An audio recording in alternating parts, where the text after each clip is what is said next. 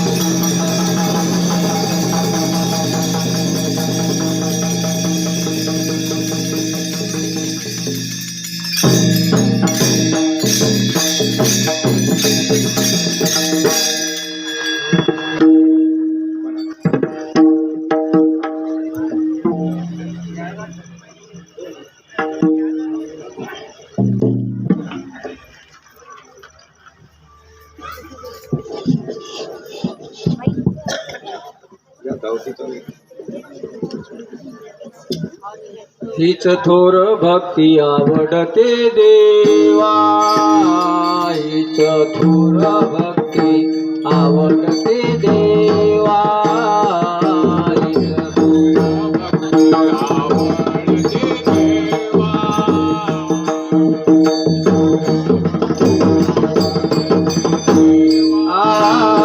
हीच थोर भक्ती आवडते देवा, हीच थोर भक्ती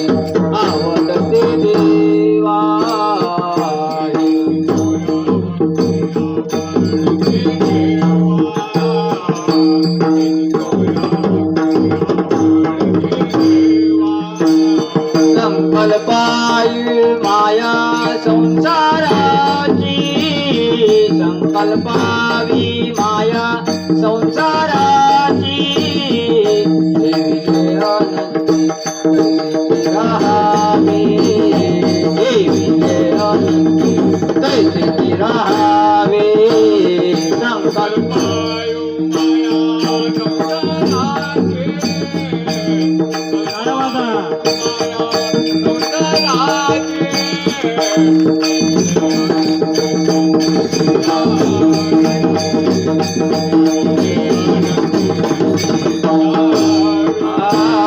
देवीले अनंत तैसी राहावे देवीले अनंत तैसी राहावे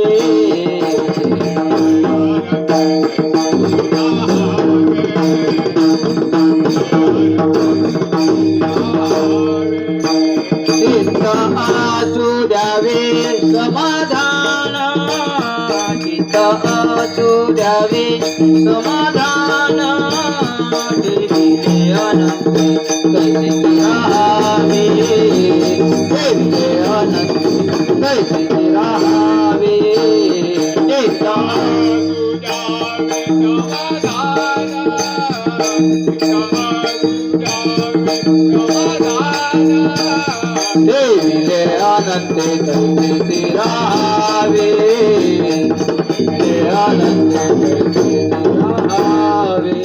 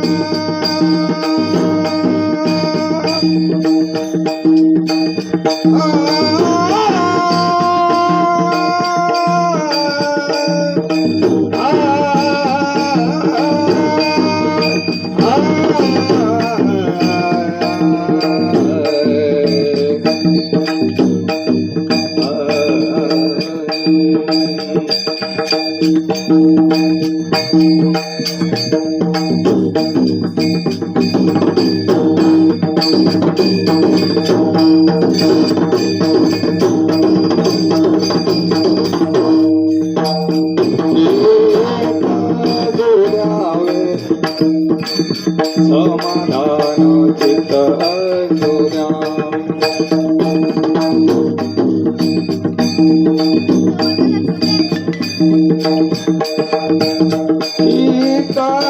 सुरावे समाधान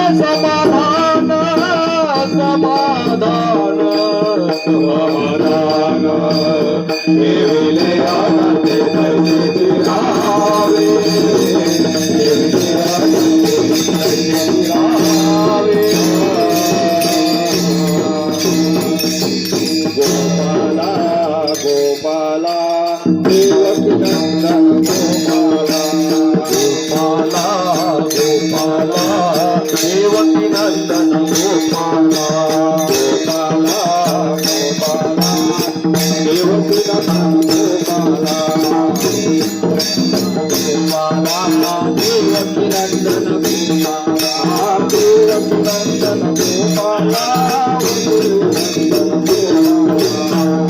नंदन गोपाला देवनंदन गोपाला देवकी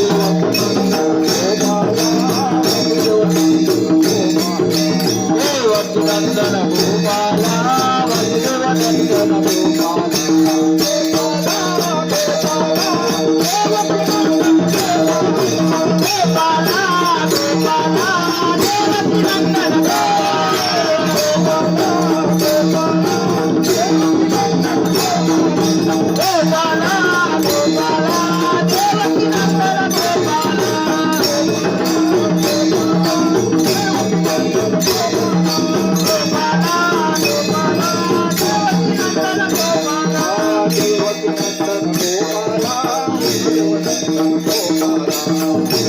नंदन गोपाला देवनंदन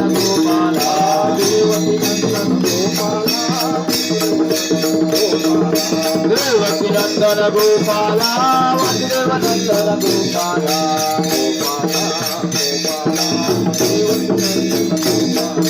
गोपाला गोपाला कुंडली कवळदार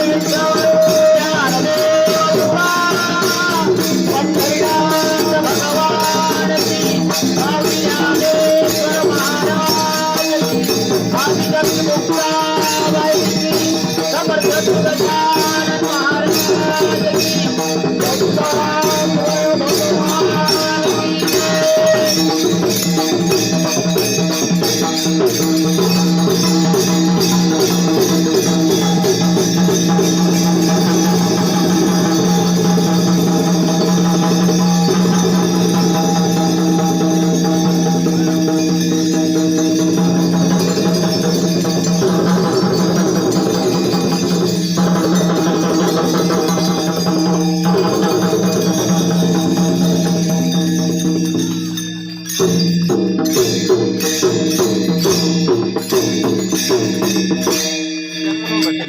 हॅलो हॅलो अखंड हरिनाम सप्ताह या भागवत सप्ताहानिमित्त या ठिकाणी आयोजित केलेला हा कार्यक्रम, थोडा आवाज वाढवतो, आयोजित केलेला हा सप्त्याचा कार्यक्रम, या कार्यक्रमानिमित्त आजचा हा 7वा दिवस आणि ही सेवा आज माझ्याकडे आलेली आहे. सर्व गोंदनापूर ग्रामस्थ मंडळी यांच्या सहयोगाने त्यांनी मला या ठिकाणी सेवेची संधी दिली. आजच्या या कार्यक्रमाच्या निमित्ताने जगद्गुरु संत तुकोबारायांचा निवडलेला हा अभंग, भक्तिरूप अभंग, हा भक्तिरूप अभंग माणसाच्या जीवनामध्ये परिवर्तन कशा पद्धतीने व्हायला पाहिजे आणि कशा पद्धतीने झालं पाहिजे हे आपल्याला शिकवतं. या ठिकाणी सर्व आपले या गोंदनापूर नगरीचे टाळकर मंडळी, आपले विनेकरी बाबा, गोंदनापूरचे आपले मांडक्याचे टाळकरी मंडळी, आपले हे मृदुंगाचार्य आणि शिरसगावचे आपले हार्मोनियम, या सर्वांची उत्तम अशी साथ, आपले गायक दादा, सर्वांची साथ मला या ठिकाणी लाभली. प्रथमतः त्या सर्वांचं मी धन्यवाद व्यक्त करतो आणि मी माझ्या कीर्तनाला सुरुवात करतो. यं ब्रह्मा वरुणेंद्र रुद्र मरुत स्तुनवन्ति दिव्ये स्तवे वेदे सांगपदक्रमोपनिषदेर गायन्ति यं सामगा ध्यानावस्थिततद्गतेन मनसा पश्यन्ति यं योगिनो यस्यां तं न विदुः सुरासुरगणा देवाय तस्मै नमः यस्यां तं न विदुसुरासुरगणा देवाय तस्मै नमः त्वमेव माता च पिता त्वमेव बन्धू च सखा त्वमेव विद्या द्रविणं त्वमेव सर्वं मम देव त्वमेव सर्वं मम देव गोपाला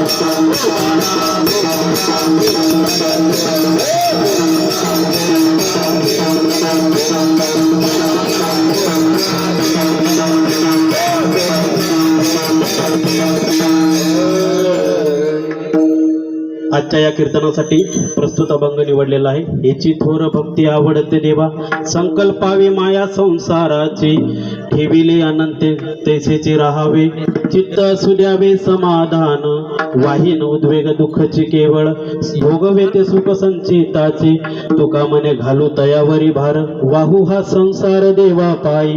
आपल्याला संत तुकारामांनी अभंगामध्ये सर्वात महत्वाची म्हणजे भक्ती सांगितलेली आहे. भक्ती कशा पद्धतीची असावी, भक्ती कशी करावी, भक्ती कोणाची करावी आणि भक्ती केल्याचे फायदे काय आहेत हे आपल्याला पहिले जाणून घ्यायचे. मी प्रत्येक ठिकाणी प्रवचन करतो, कीर्तन करतो, मला एक गोष्ट लक्षात येत नाही. मला आज तुम्हाला विचारायची की माझ्या भरपूर बाकीच्यांच्याही प्रवचनाला, कीर्तनाला म्हातारे माणसं पुढं असतात, तरुण मंडळी मागं असते. याचं कारण काय हे मला कारण तुमच्या तोंडून ऐकायचं. नेमकं कारण काय? मी केव्हाच बघतोय सर्व म्हातारी मंडळी पुढं आहेत. नेमकं त्यांना ऐकायला येत नाही म्हणून पुढं आहे की तुम्हाला ऐकू येत नाही म्हणून तुम्हाला जास्त चांगलं ऐकू येतं म्हणून तुम्ही मागात? कारण काय नेमकं मला सांगाल का? काय कारण आहे? हा थोडंफार आता एक दोन जणांना ऐकायला येत नाही, सगळंच म्हाताऱ्यांना ऐकायला येत नाही म्हणजे कसं व्हायचं? बरोबर की तरुण हा भारताचं उज्ज्वल भविष्य आहे. यांचं आयुष्य आता काय, सर्व काही त्यांचा संसार झाला, परमार्थ झाला, त्यांच्या पद्धतीने जेवढा देव धर्म करतायत. पण तुमची आता सुरुवात आहे. तुम्ही प्रत्येक ठिकाणी पुढे असतात की नाही? पिक्चरच्या टॉकीज मध्ये जेव्हा आपण जातो पिक्चर बघायला, भीडची भीड असते तिकीट मागवण्यासाठी, बरोबर नाही? एकमेकाच्या बोकांड्यावर पाय देऊन जातात तिकीट घेण्यासाठी, जातात की नाही? पण पिक्चर बघायचं तिथं माग राहतो का माणूस? राहतो का माग? सांगा मुलांना, मंडळी नाही राहत. फार बोकांडीवर पाय देतात एकमेकाच्या. तो खाली गेला का गचकला का काही बघत नाही, पण मला तिकीट भेटलं पाहिजे पिक्चरचं. त्या ठिकाणी आपण एक नंबरला असतो. पर धार्मिक कार्यक्रम असल्यानंतर, कीर्तनाचा कार्यक्रम असल्यानंतर आपण मागं का सरव? आपलं सोनं कशामध्ये आहे, आपलं भलं कशामध्ये आहे हे आपल्याला पहिले जाणून घ्यायचं आहे. आणि ते जाणल्यानंतरच आपल्याला पुढचा कार्यक्रम कळणार आहे की आपलं पिक्चर बघण्यामध्ये जास्त भलं आहे की कीर्तन ऐकण्यामध्ये जास्त भलं आहे. पिक्चर मधून काय भेटतं तुम्हाला? मारामारी, कापाकापी, काय भेटतं? दुसरं काही भेटतं का असं? कीर्तनातून तुम्हाला देव समजणार आहे, तुम्हाला धर्म समजणार आहे, तुम्हाला कसं वागावं, कसं बोलावं, कसं उठावं, समाजात कशा पद्धतीने वावरावं हे कुठं समजणार आहे तुम्हाला? कीर्तनात समजणार आहे, प्रवचनात समजणार आहे, धार्मिक कार्यक्रमात समजणार आहे. पिक्चर बघून समजतं नाही समजा. म्हणून याच्या पुढं तरी मी कधीतरी गोन्नापूरला मला योग आला पुन्हा, तर पुढच्या वेळेस मला पूर्ण तरुण पुढे दिसले पाहिजे आणि म्हातारे मागे दिसले पाहिजे. नाही ऐकू गेलं ना? मी माझ्या कंठाच्या डेटापासून जोरात बोलल म्हाताऱ्या माणसाला ऐकू द्यायसाठी. दूर बसू द्या त्यांना, काय हरकत नाही, मागं त्यांना बसू द्या, पुढं तुम्ही या. मी अजून जोरात आवाज काढेल. पण यापुढे तरुण मंडळी प्रत्येक गोष्टीमध्ये सक्रिय सहभाग असणं गरजेचं आहे. तुम्ही बाकीच्या गोष्टींमध्ये सक्रिय सहभाग घेतात. पार्ट्या म्हटलं का चालले, तिथं नाही विचार करत, तिथं सहभाग आपला पहिला असतो. पण कीर्तन म्हटलं का झालं, म्हणून सक्रिय सहभाग असणं गरजेचं आहे. आजच्या या प्रस्तुत अभंगामध्ये पहिलं चरण आहे, हेची थोर भक्ती आवडते देवा, संकल्पावी माया संसाराची. हिची थोर भक्ती. देवाला काय आवडतं? देवाचं आवडतं काय आहे? देवाची आवडती धनसंपत्ती आहे का तुम्ही कमवलेली? तुमची इस्टेट आहे का? तुमचं वावर आहे का? तुमचा बंगला आहे का? तुमची गाडी आहे का? मग देवाला आवडतं काय? देवाला खरी भक्ती आवडते. मुळात भक्ती करण्यासाठी आपल्याला पहिले देव समजून घेतला पाहिजे. देव कशा पद्धतीचा आहे, देवाचं वर्णन आपल्याला पहिले समजून घेतलं पाहिजे की देव काय आहे, देवाचं महत्व काय आहे. देव समजून घेणं गरजेचं आहे. ज्यावेळेस तुम्हाला देव समजला जाईल त्यावेळेस तुमच्यामध्ये भक्तीची गोडी आपोआप निर्माण होणार आहे. आणि देव अशा या सत्संगातून, प्रवचनातून, या सप्त्यातून आपल्याला देव समजला जातो, देव कळला जातो. विविध प्रकारचे महाराज लोक या ठिकाणी येऊन कीर्तन करतात, भागवत करतात आणि ते आपल्याला समजून सांगतात की देव काय आहे, धर्म काय आहे आणि ते केल्याने आपले फायदे काय. भक्ती सर्वात महत्वाची आहे. माणसाचं जीवनाचं जर साफल्य करून घ्यायचं असेल ना, या जीवनात आपण आलेलो आहोत, तर या जीवनात आल्यानंतर आपल्याला जर काही साफल्य करून घ्यायचं तर भक्ती महत्वाची आहे. मला सांगा, जन्माला येताना आपल्या अंगावर काही होतं का? कपडा होता का? एक तरी कपडा होता का? आणि जाताना एक तरी कपडा ठेवतात का आपल्या अंगावर? नाही ठेवत. करदोडा सुद्धा ठेवत नाही महाराज. करदोडा सुद्धा कापला जातो. अरे जी अंगठी आपल्या हातामध्ये, आयुष्यभर मिरवत गावभर फिरलो आपण, आयुष्यभर सोन्याची अंगठी आपण मिरवत गावभर फिरलो, माझ्या हातात सोन्याची अंगठी, सोन्याची अंगठी, सोन्याची अंगठी. 4 लोकांना आपण दाखवायचं. लग्नाच्या मंडपात जर पंक्तीत जर आपण एखादा मोठा पाटील उभा राहिला, 2-4 अंगठ्या हातात घातल्या, फक्त डायरेक्शन करत, ए तिकडे वरण वाढ, ए तिकडे भात वाढ, ए ती बघ तिकडे पोळी नाही, हे 2च बोटं का पुढं करतो? कारण की तो वाढ हे सांगत नसतो. माझ्या हातात अंगठ्या आहेत, मी किती श्रीमंत आहे, माझ्याकडे किती पैसा आहे, हा तो समाजाला दाखवतच. आयुष्यभर ती अंगठी हातात मिरवणारा माणूस शेवटच्या क्षणाला त्याच्या हातामध्ये ती अंगठी सुद्धा ठेवल्या जात नाही. ठेवतात का अंगठी?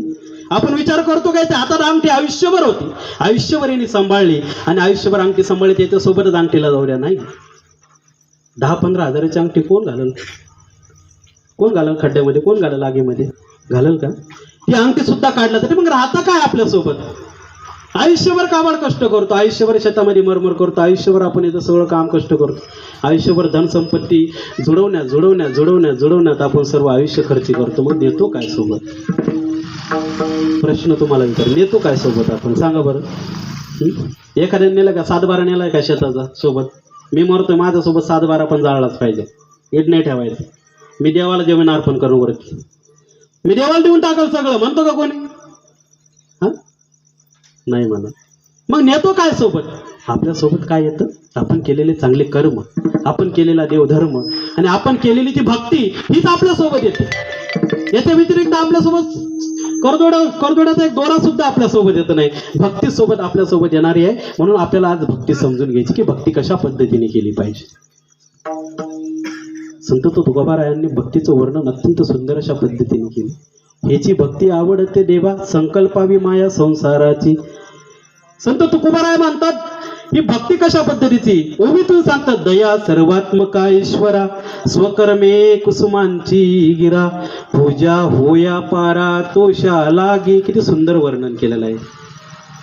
दया सर्वात्मका ईश्वरा, दयाळू मायाळू कृपाळू तो परमेश्वर आहे. अनंत असा या सृष्टीचा मालक आहे, संचालक आहे, चालक आहे. आणि त्या परमेश्वराच्या ठिकाणी आपल्याला काय करायचं? अर्पण. स्वकर्मे कुसुमांची गिरा.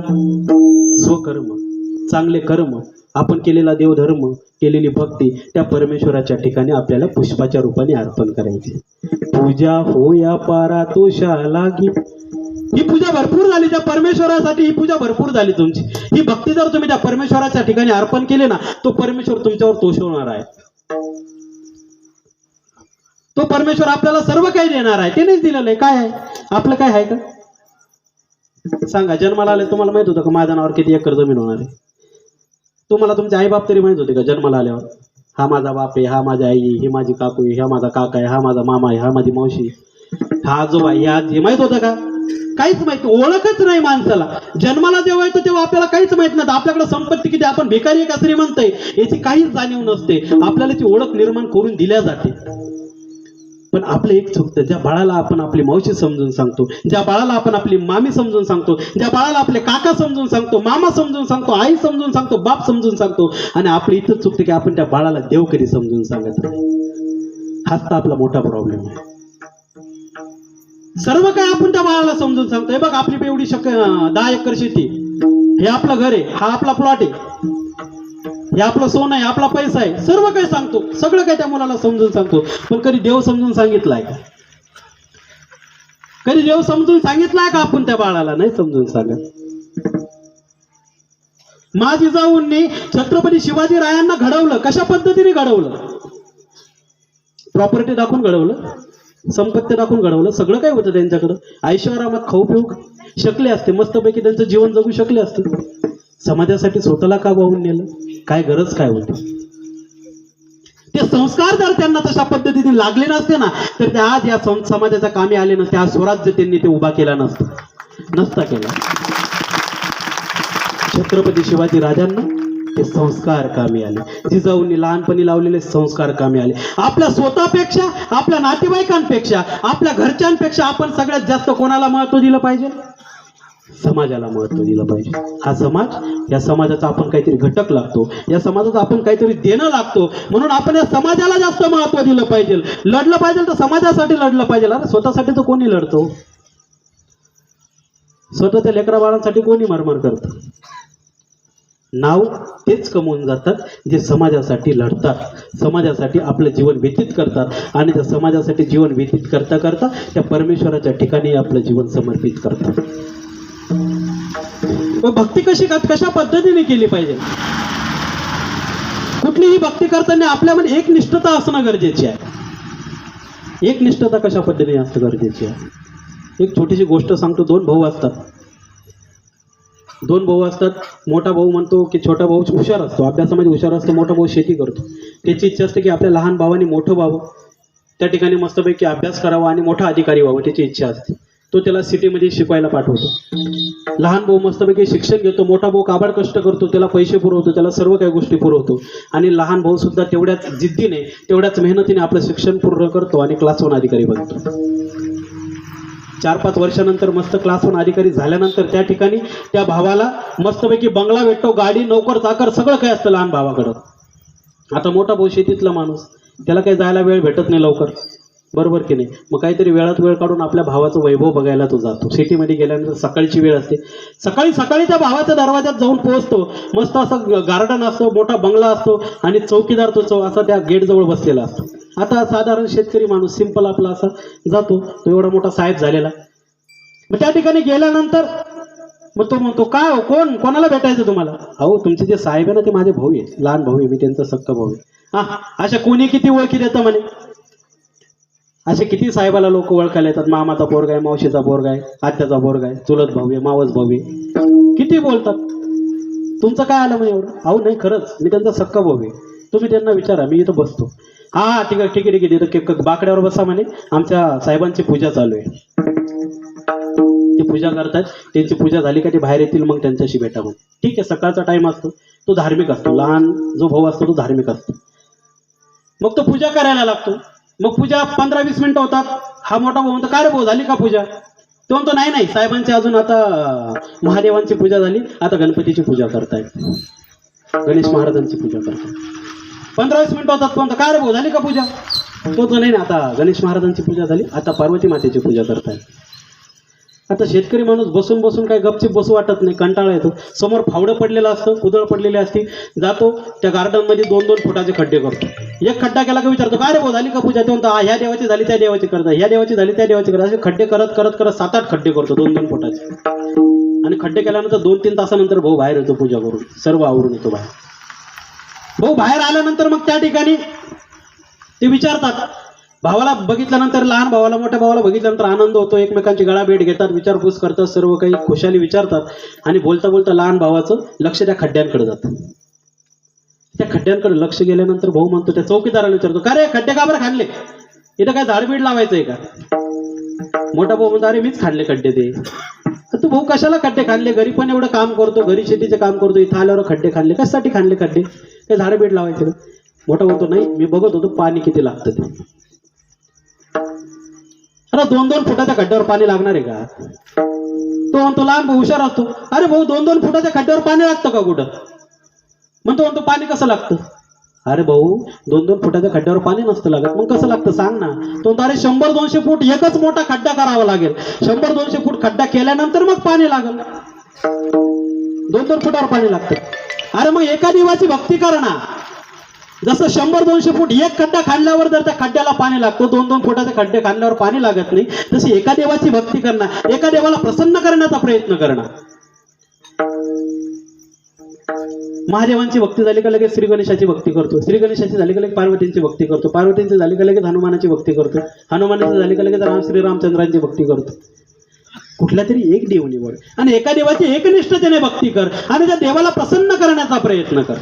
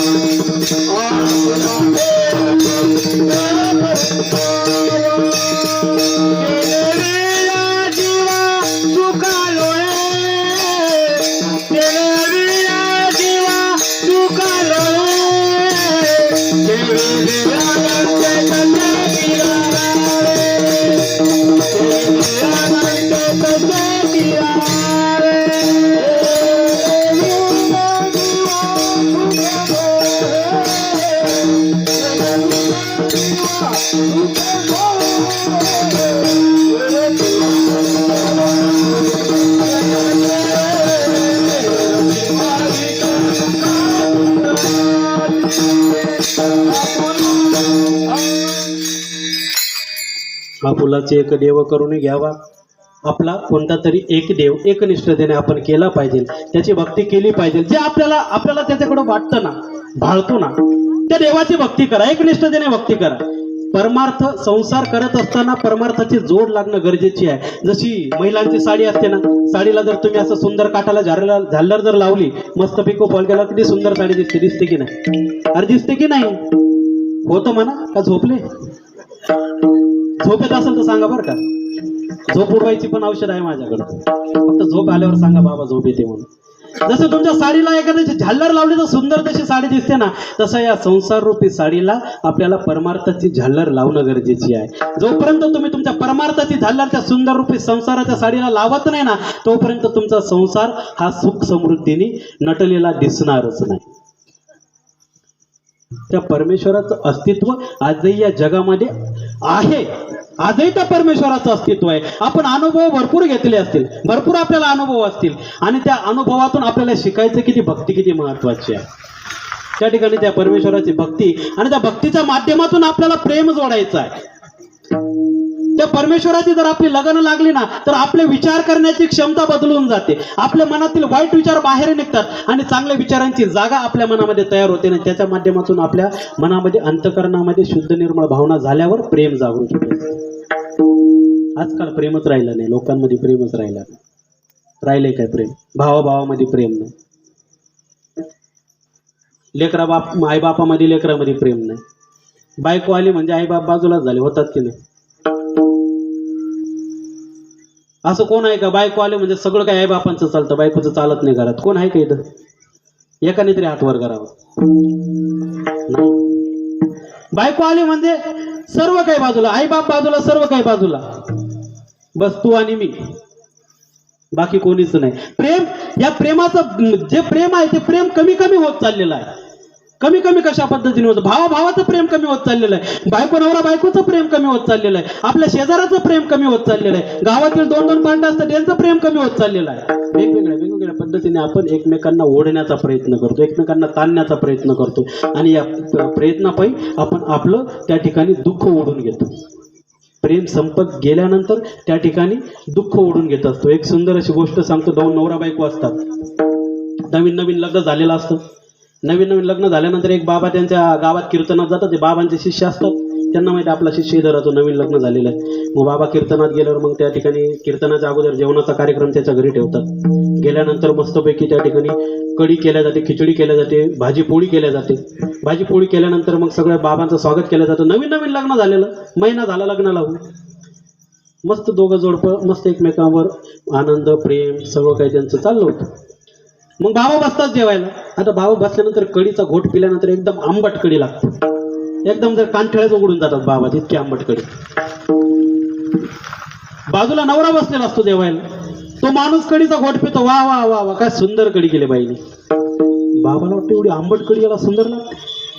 आता शेवटी दुसऱ्याच्या घरी खायला गेल्यावर कधी भाजी कडू लागू, तिखट लागू, गोड लागू, खारट लागू, हा छान झाली असंच म्हणावं लागतं. नाही तर आम्ही नाव ठेवलं तर मायला बाबा खायला येतात येतात, वरतून नावही ठेवतात.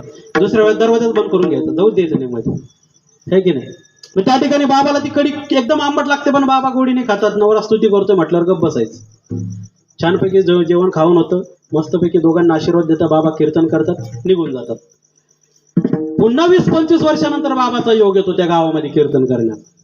पुन्हा 20-25 वर्ष त्या लग्नाला झालेले असतात आणि बाबाचा योग आल्यानंतर मग बाबा गावामध्ये येतात. पुन्हा बाबांना आठवतो आपला शिष्य इथं आहे. पुन्हा त्या शिष्याशी कॉन्टॅक्ट करतात, इकडून तिकडून नंबर घेऊन सांगतात जेवायला येणार आहे. अजून ड्युटीला गेलेला असतो. तो म्हणतो या बाबा काही हरकत नाही.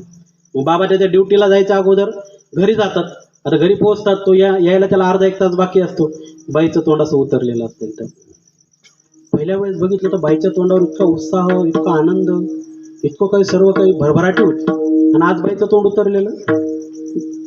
15-16 वर्षाचा पोरगा असतो, त्याचं नाव पिंट्या असतं. ते पोराकडे बघतात, बाईकडे बघतात. बाईला विचारतात काय झालं बाई. जेव्हा पहिली वेळेस आलो मी तुमच्याकडे 15-20-25 वर्षापूर्वी, तेव्हा एकदम खुशीत आनंदात होते, आणि आता काय झालं. काय सांगू बाबा तुम्हाला, यांचं प्रेमच राहिलं नाही माझ्यावर. प्रत्येक गोष्टीला चिडचिड करतात, रागवतात. यांचे काय माझ्यावर असं प्रेमच नाही, काय माझ्यावर काय 2 शब्द प्रेमाने बोलणंच नाही. आता सगळं काही संपल्यासारखं झालं बाबा, काय करावं. बाबा म्हणतात होत असतं, संसार आहे, भांड्याला भांडं लागतं. ते म्हणतात तुम्हाला बघायचं का, अनुभव घ्यायचा का. बाबा म्हणतात ठीक आहे, आता देते अनुभव तर घेतो. मग ती काय करते, तोच स्वयंपाक करते, कढी करते, खिचडी करते, भाजी चपाती करते. आणि पोराकडे काय करते, पोराला बोलते पिंट्या इकडे. पिंट्या जातो, वाटीमध्ये कढी देते आणि सांगतो की त्या शेजारच्या काकूकडे कढी नेऊन ठेवायची. काकूला सांगायची कढी खायची नाही, प्यायची नाही, तशीच वाटी राहू द्यायची. जेव्हा मी मागल तेव्हा मला तीच वाटी वापस द्यायची. तो म्हणतो ठीक आहे. पिंट्या हुशार असतो, जातो शेजारच्या काकूला सांगतो ही कढीची वाटी अशीच ठेवा, जेव्हा मी मागेल ती कढीची वाटी मला वापस द्यायची. काकू म्हणते ठीक आहे. येतो नवरा, मस्त हातपाय धुतो, बाबांना भेटतो.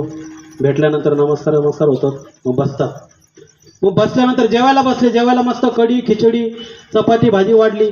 बाबा बसले, बाबाच्या बाजूला तो नवरा बसला. दोघं जण बसले जेवायला. बाबा जेवण खाऊन करायला सुरुवात झाली. कढीचा घोट पितात. बाबाला कढी सुंदर लागते. वा, यावेळेस काय कढी मस्त बनवली बाईने, आंबट नाही काही नाही, मस्त मिडियम आहे, छानपैकी चव आहे कढीला. नवरा कढीची वाटी उचलतो आणि कढीचा घोट पिला का तू तू तू तू तू तू तू. अरे काय, जशी जशी म्हातारी होत चालली तशी ती तुझ्या हाताची चव बिघडत चालली.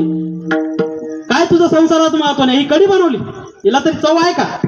बाबा आश्चर्यात बघतात. ज्यावेळेस पहिल्या वेळेस कढी बनवली त्यावेळेस एवढी गोड लागली, एवढं त्या कढीची स्तुती करत होता. मला त्यावेळेस कढी आंबट लागली आणि आज मला कढी एकदम सुंदर लागली आणि याला कशी आंबट लागली.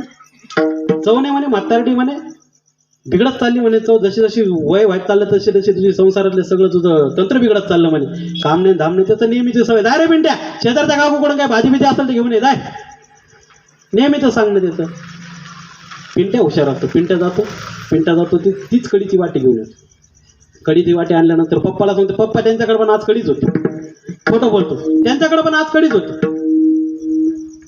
मग त्या ठिकाणी ती कढीची वाटी आली, ताटात ठेवल्यानंतर मस्त ती कढीची वाटी उचलतो, पितो आणि लगेच सांगतो वा, शिक जरा, शिक त्या काकूकडून, किती मस्त कढी बनवली बघ, गेली अक्कल तुझी वायाला, शिक जरा, ती कढी किती छान बनवली, जाय म्हणे त्या ट्युशन घे म्हणे त्या काकूकडे.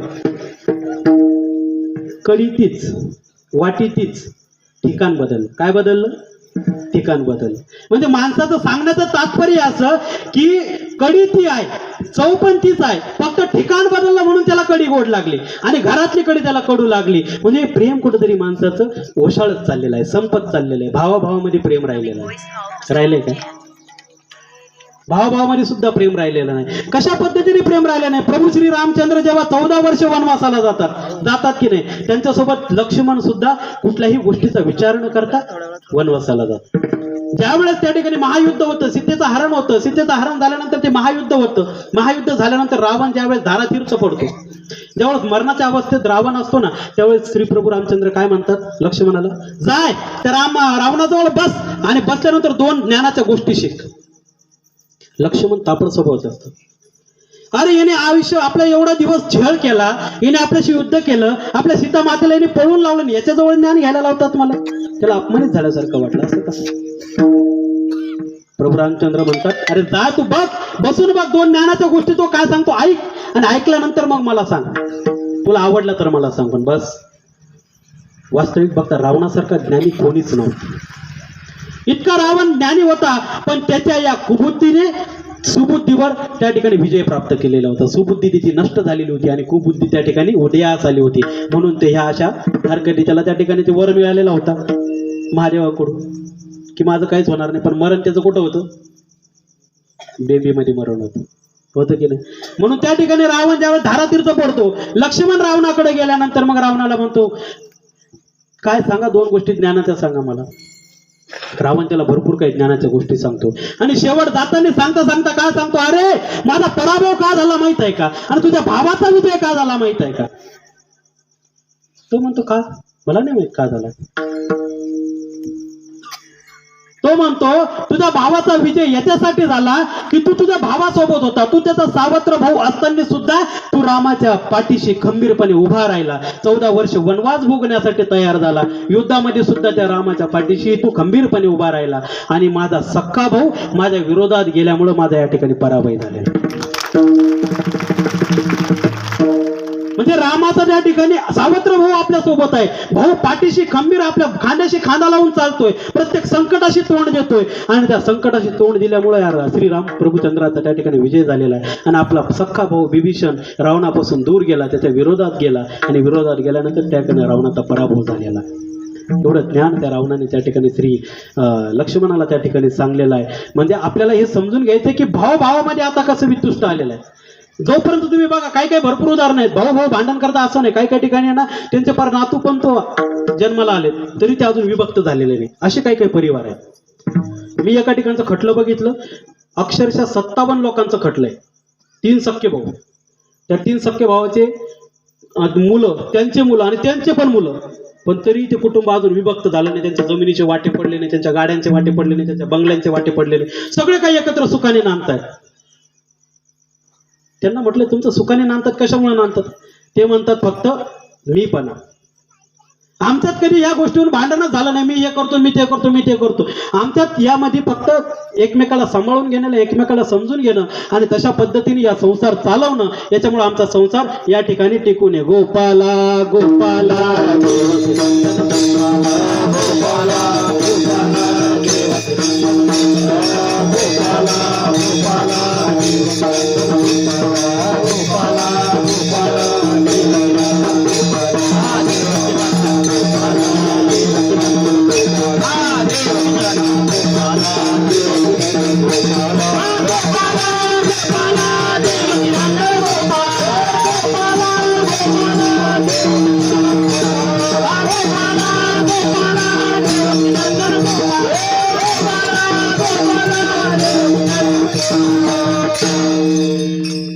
प्रेम असणं गरजेचं आहे. आज भावाभावामध्ये प्रेम आहे, पण भांडणं तर होतात, पण सासू सुनामध्ये भांडणं खूप होतात. माझ्याकडे औषध आहे, सासू सुनाचं भांडण कायमचं मिटून जाईल. माझ्याकडे औषध आहे, सांगू का?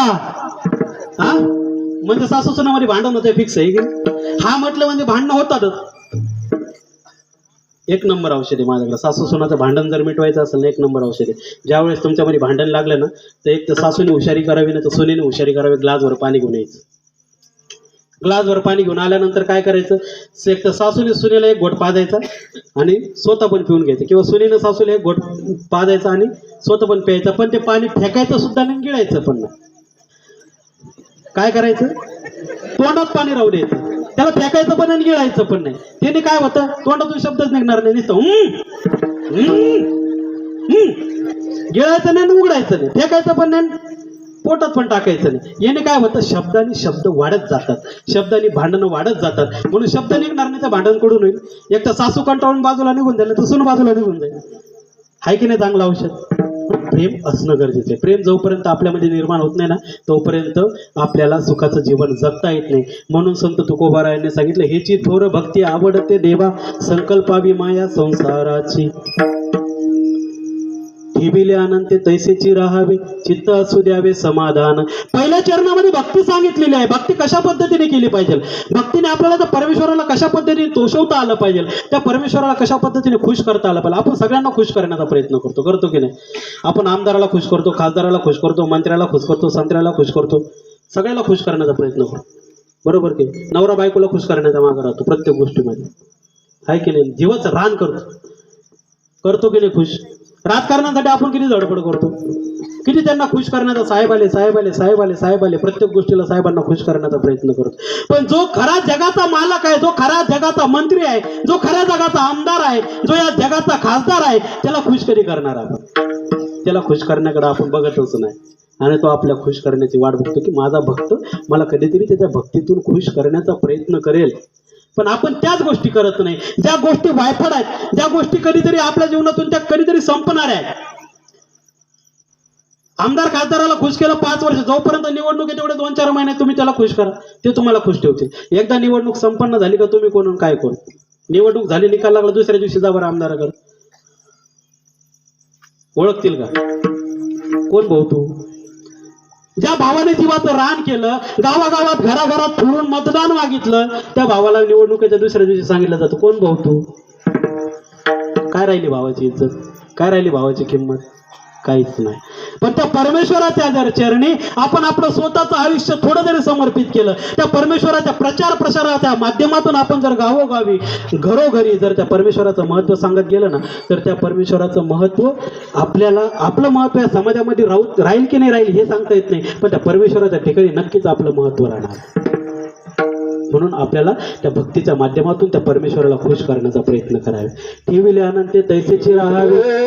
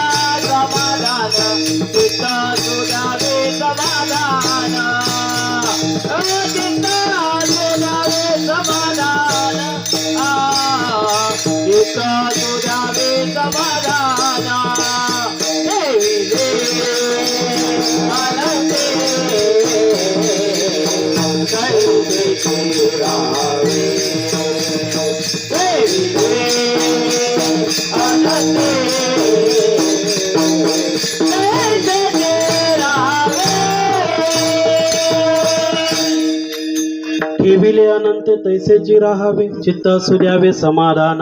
जसं परमेश्वराने आपल्याला ठेवलेलं आहे ना, तशा परिस्थितीमध्ये राहायला शिका. पण माणसाचं चुकतं कुठं माहितीये का, धावपळ धडपड वाढेल कसं.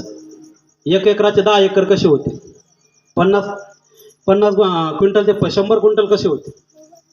ते म्हणतात ना, वक्त से पहिले और किस्मत से ज्यादा किसी को कुछ नहीं मिळत. तुमच्या नशिबात जेवढं लिहिलेलं आहे ना, तुमच्या भाग्यामध्ये जेवढं तुम्हाला लिहिलेलं आहे ना, तेवढं तुम्हाला नक्कीच भेटणार आहे. मग मरमर कशासाठी करायची? आपण कधी एखाद्या गोष्टीला, एखाद्या माणसाला म्हटलं, चल रे भो कीर्तनाला, चल रे भो देव धर्म करायला, नाही हरभरा लावायचा आहे, गहू लावायचा आहे, हरभरा गहू लागला जातो, भाऊ चल रे भाऊ कीर्तनाला, नाही आता हरभरा निंदायचा आहे, फवारणी मारायची, हे करायचंय ते करायचंय. आपण या गोष्टीमध्ये इतकं गुरफटून गेलोय ना, आपल्याला बाहेरच्या गोष्टीची काही जाणीवच होत नाही, लक्षातच येत नाही की आपण नेमकं करायला काय पाहिजे. संसार करणं गरजेचं आहे. तुम्ही संसारात पडले, मी म्हणत नाही की सर्व संसार सोडा मग परमार्थाला लागे, बिलकुल नाही. पण आपण 365 दिवस जर काम करतोय, 365 दिवस जर आपण संसारासाठी लावतोय ना, तर 365 दिवसापैकी फक्त 8 दिवस बाजूला काढा. 8 दिवस किती नुकसान होणार बरं तुमचं 8 दिवसात? फक्त 365 दिवसांपैकी 8 दिवस बाजूला काढून ठेवायचे, जास्त नाही. 8 दिवस बाजूला काढायचे. किती नुकसान होणार तुमचं 8 दिवसात? 100 क्विंटलचं नुकसान होईल का? 10 एकर शेतीमधले 5 एकर जाईल का? 2 घरे ते 1 घर जाईल का? किती नुकसान किती होणार आहे मला सांगा ना. मला काही माहित नाही, शेतीवाडीचं मी काही करत नाही, कापूस तर काय मी पिकवत नाही, घरदाराचं काय मला एवढं काही माहित नाही. मग नुकसान किती होणार? होईल का नुकसान? फक्त 8 दिवस, जास्त नाही. मी जास्त म्हणतच नाही तुम्हाला. 365 दिवसांपैकी अर्धे देवाला देणं, अर्धे संसाराला, बिलकुल नाही. फक्त 8 दिवस त्या परमेश्वराच्या ठिकाणी आपण समर्पित केले पाहिजे, त्या भक्तीमध्ये आपण समर्पित केले पाहिजे. 8 दिवस आता बघा ना, सत्संग आपला 8 दिवसापासून चालू आहे, भागवत कथा 8 दिवसापासून चालू आहे, सगळं कीर्तन 8 दिवसापासून चालू आहे की नाही? हेच 8 दिवस मी तुम्हाला मागतो की असे काही सोहळे जर आपल्या गावामध्ये साजरे होत आहेत ना, तर तेवढ्या उत्स्फूर्त प्रतिसादाने आपल्याला त्या सोहळ्यामध्ये साजरं होता आलं पाहिजे. ती आपल्याला देवाने दिलेली संधी आहे, या लोकांनी नाही दिली संधी. ती हे लोकांचं फक्त त्यामागचं कष्ट आहे. जे हे सर्व मंडळ आहे ना, या लोकांचं त्यामागं कष्ट आहे. पण ती संधी कोणी दिली? त्या परमेश्वराने आपल्याला ती संधी दिलेली आहे. आणि त्या संधीचं सोनं आपण या 8 दिवसामध्ये नाहून पूर्ण केलं पाहिजे. त्या संधीचं सोनं आपण केलं पाहिजे, आणि आपण तेच करत आहोत. काय मला सांगा बरं, काय गरीब श्रीमंत काय त्या देवाच्या ठिकाणी आपण मरमर करतो, याच्याकडे 2 एकर आणि आपल्याला 10 एकर झालीच पाहिजे, याच्यापेक्षा आपण वरचढ झालं पाहिजे. अरे तुम्ही वरचढ इथं होणार, तिथं काय होणार? गावातले 2 माणसं मेले, एक अत्यंत गरीब माणूस मेला आणि एक अत्यंत श्रीमंत माणूस गेला. दोघं एकाच दिवशी, योगायोग दोघं एकाच दिवशी गेले. गेल्यानंतर मग त्यांना त्या ठिकाणी मशानात नेण्यात आलं. त्यांचा अंत्यविधी सर्व केला गेला. अंत्यविधी केल्या गेल्यानंतर मग दोघं एका साईडला एकदम अत्यंत गरीब माणसाला जाळल्या गेले, दुसऱ्या साईडला अत्यंत श्रीमंत माणसाला त्या ठिकाणी जाळल्या गेलं. दोघांचा अंत्यविधी झाल्यानंतर मग दुसऱ्या दिवशी त्या ठिकाणी एक महाराज गेले. गेल्यानंतर त्या ठिकाणी जो भिकारी त्या दोघांच्या मध्ये बसलेला असतो, एक भिकारी माणूस त्या दोन्ही चिता ज्या ठिकाणी जाळलेला आहे त्यांच्या राखेच्या आजूबाजूला, इकडून गरीबाची राख, इकडून श्रीमंतीची राख, आणि मध्यभागी तो बसलेला असतो. आता एक महाराज गेले त्या ठिकाणी, काय रे बाबा तू असं इकडं बघतो तिकडं बघतो, इथं बसून काय करतो, तुला काय मिळणार आहे? तो महाराजाला प्रश्न करतो, महाराज मला एक सांगा बरं. हा सांग, विचार, काय काय सांगू तुला? मला म्हणे, हा याची जी राख झालेली, हा कसा होता? हा अत्यंत गरीब होता. आणि हा कसा होता? हा अत्यंत श्रीमंत माणूस होता. म्हटलं येणे काय खाल्लं? तो विचारायचा, येणे काय खाल्लं? येणे काय आयुष्यभर शिळ्या भाकरी खाल्ल्या, मोडकं तुकडं जसं भेटल तसं पदार्थ खात गेला, आयुष्यभर शिळ्या भाकरी खाल्ल्या. येणे काय खाल्लं? येणे काजू बदाम खाल्ले, पुरणपोळी खाल्ली, चांगले चांगले पदार्थ खाल्ले, पाचे पक्वान्न खाल्ले. मग येणे हा अत्यंत गरीब आहे, हा अत्यंत श्रीमंत आहे, याने शिळ्या भाकरी खाल्ल्या, याने काजू बदाम खाल्ले. मग झाली काय? शेवटी दोघांची राखच झाली ना. काय बदल? काय याची राख सोन्याची, याची मातीची आहे का? काय बदल याच्यामध्ये? दोघांची राखच त्या ठिकाणी झालेली आहे. म्हणजे जाताना सुद्धा आपलं काय नाही, राव आहे तेवढा, रंग आहे तेवढा. गरीबही मेला त्याची राखच होणार आहे, श्रीमंतही गेला त्याची राखच होणार आहे. मग आपण गर्व कशाचा करतो? पैशाचा गर्व कुठपर्यंत? जोपर्यंत या देहामध्ये आत्मा आहे तोपर्यंत त्याचा गर्व. आणि या देहातून एकदा आत्मा निघून गेला ना, त्याचा गर्व काही कामाचा नाही. काय कामाचा? मेल्यानंतर तुम्ही स्वप्नात येऊन सांगणार आहे काय, भाऊ माझ्या बँकेमध्ये एवढे पैसे जपून ठेव, 10 एकर जमीन आहे, 4 एकर तू घे, 4 एकर तेल 2 एकर माझ्या नावावर ठेव, म्हणणार आहे का तुम्ही? मग गर्व कशाचा करतो माणूस एवढा? काही तर राहत नाही, सगळं तर निघून जातं. आपल्याकडे शिल्लक काय राहते? काहीच राहत नाही. मग गर्व कशाचा करतो? ठेविले आनंद ते तैसेची राहावे, चित्त असू द्यावे समाधान. म्हणजे परमेश्वराने आपल्याला ज्या परिस्थितीमध्ये ठेवलंय ना, त्या परिस्थितीमध्ये आपण राहण्याचा प्रयत्न केला पाहिजे. वाढवा तुमच्या पद्धतीने, जसं वाढवता येईल तसं वाढवा. पण समोरच्याने 2 व्हीलर घेतली म्हणजे आपण कर्ज काढून 2 व्हीलर घेणार, हे मूर्खाचे लक्षण आहे की नाही? लक्षण म्हणजे व्याज ते व्याज चालतं, कर्ज काढायचं, 2 व्हीलर घेऊन आयुष्य आरामात फिरायचं. कशासाठी फिरायचं?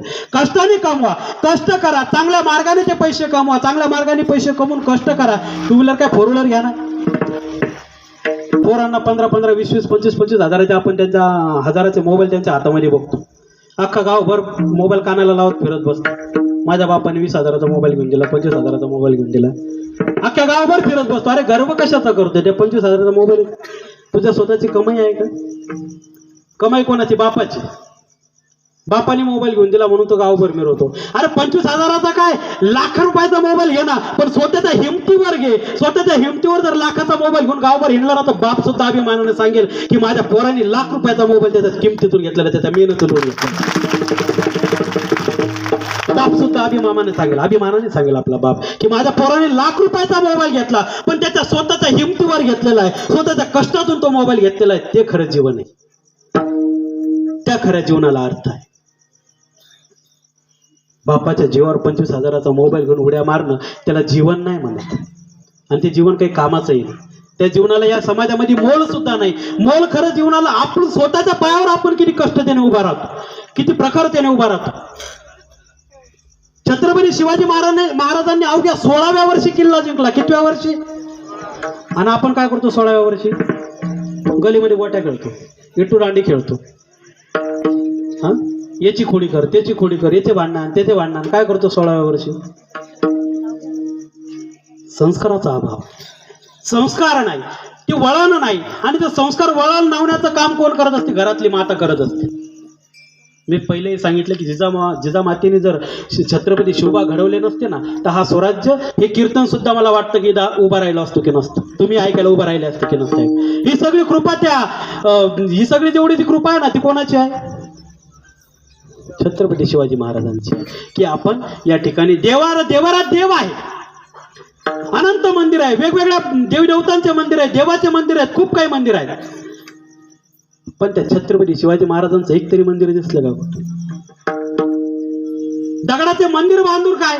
दगडाचे मंदिर बांधून आहेत, त्या ठिकाणी त्या परमेश्वराचं अस्तित्व आहे. पण त्या छत्रपती शिवाजी महाराजांचं मंदिर प्रत्येक जनमानसांच्या अंतःकरणामध्ये आहे. एकच राजा इथे जन्मला शिवनेरी किल्ल्यावर, एकच राजा इथे जन्मला शिवनेरी किल्ल्यावर, किल्ल्यावर, किल्ल्यावर. माझ्या राजाचं नाव गाजते गड,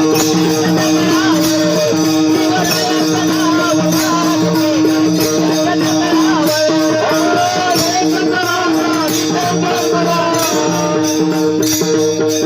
एकच राजा इथे जन्मला शिवनेरी किल्ल्यावर.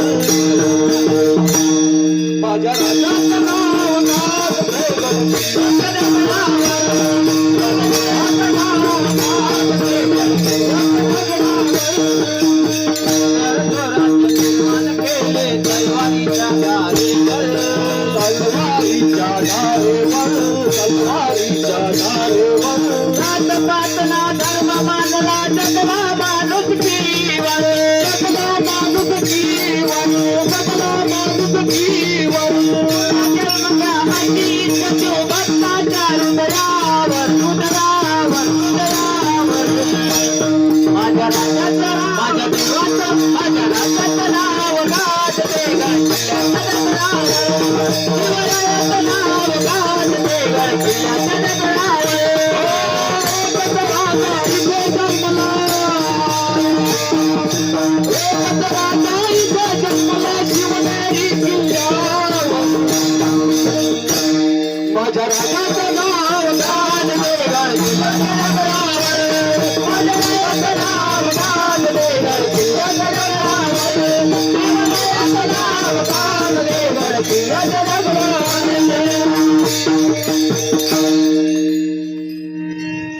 या ठिकाणी आपण शिवाजी महाराजांचं बघितलं.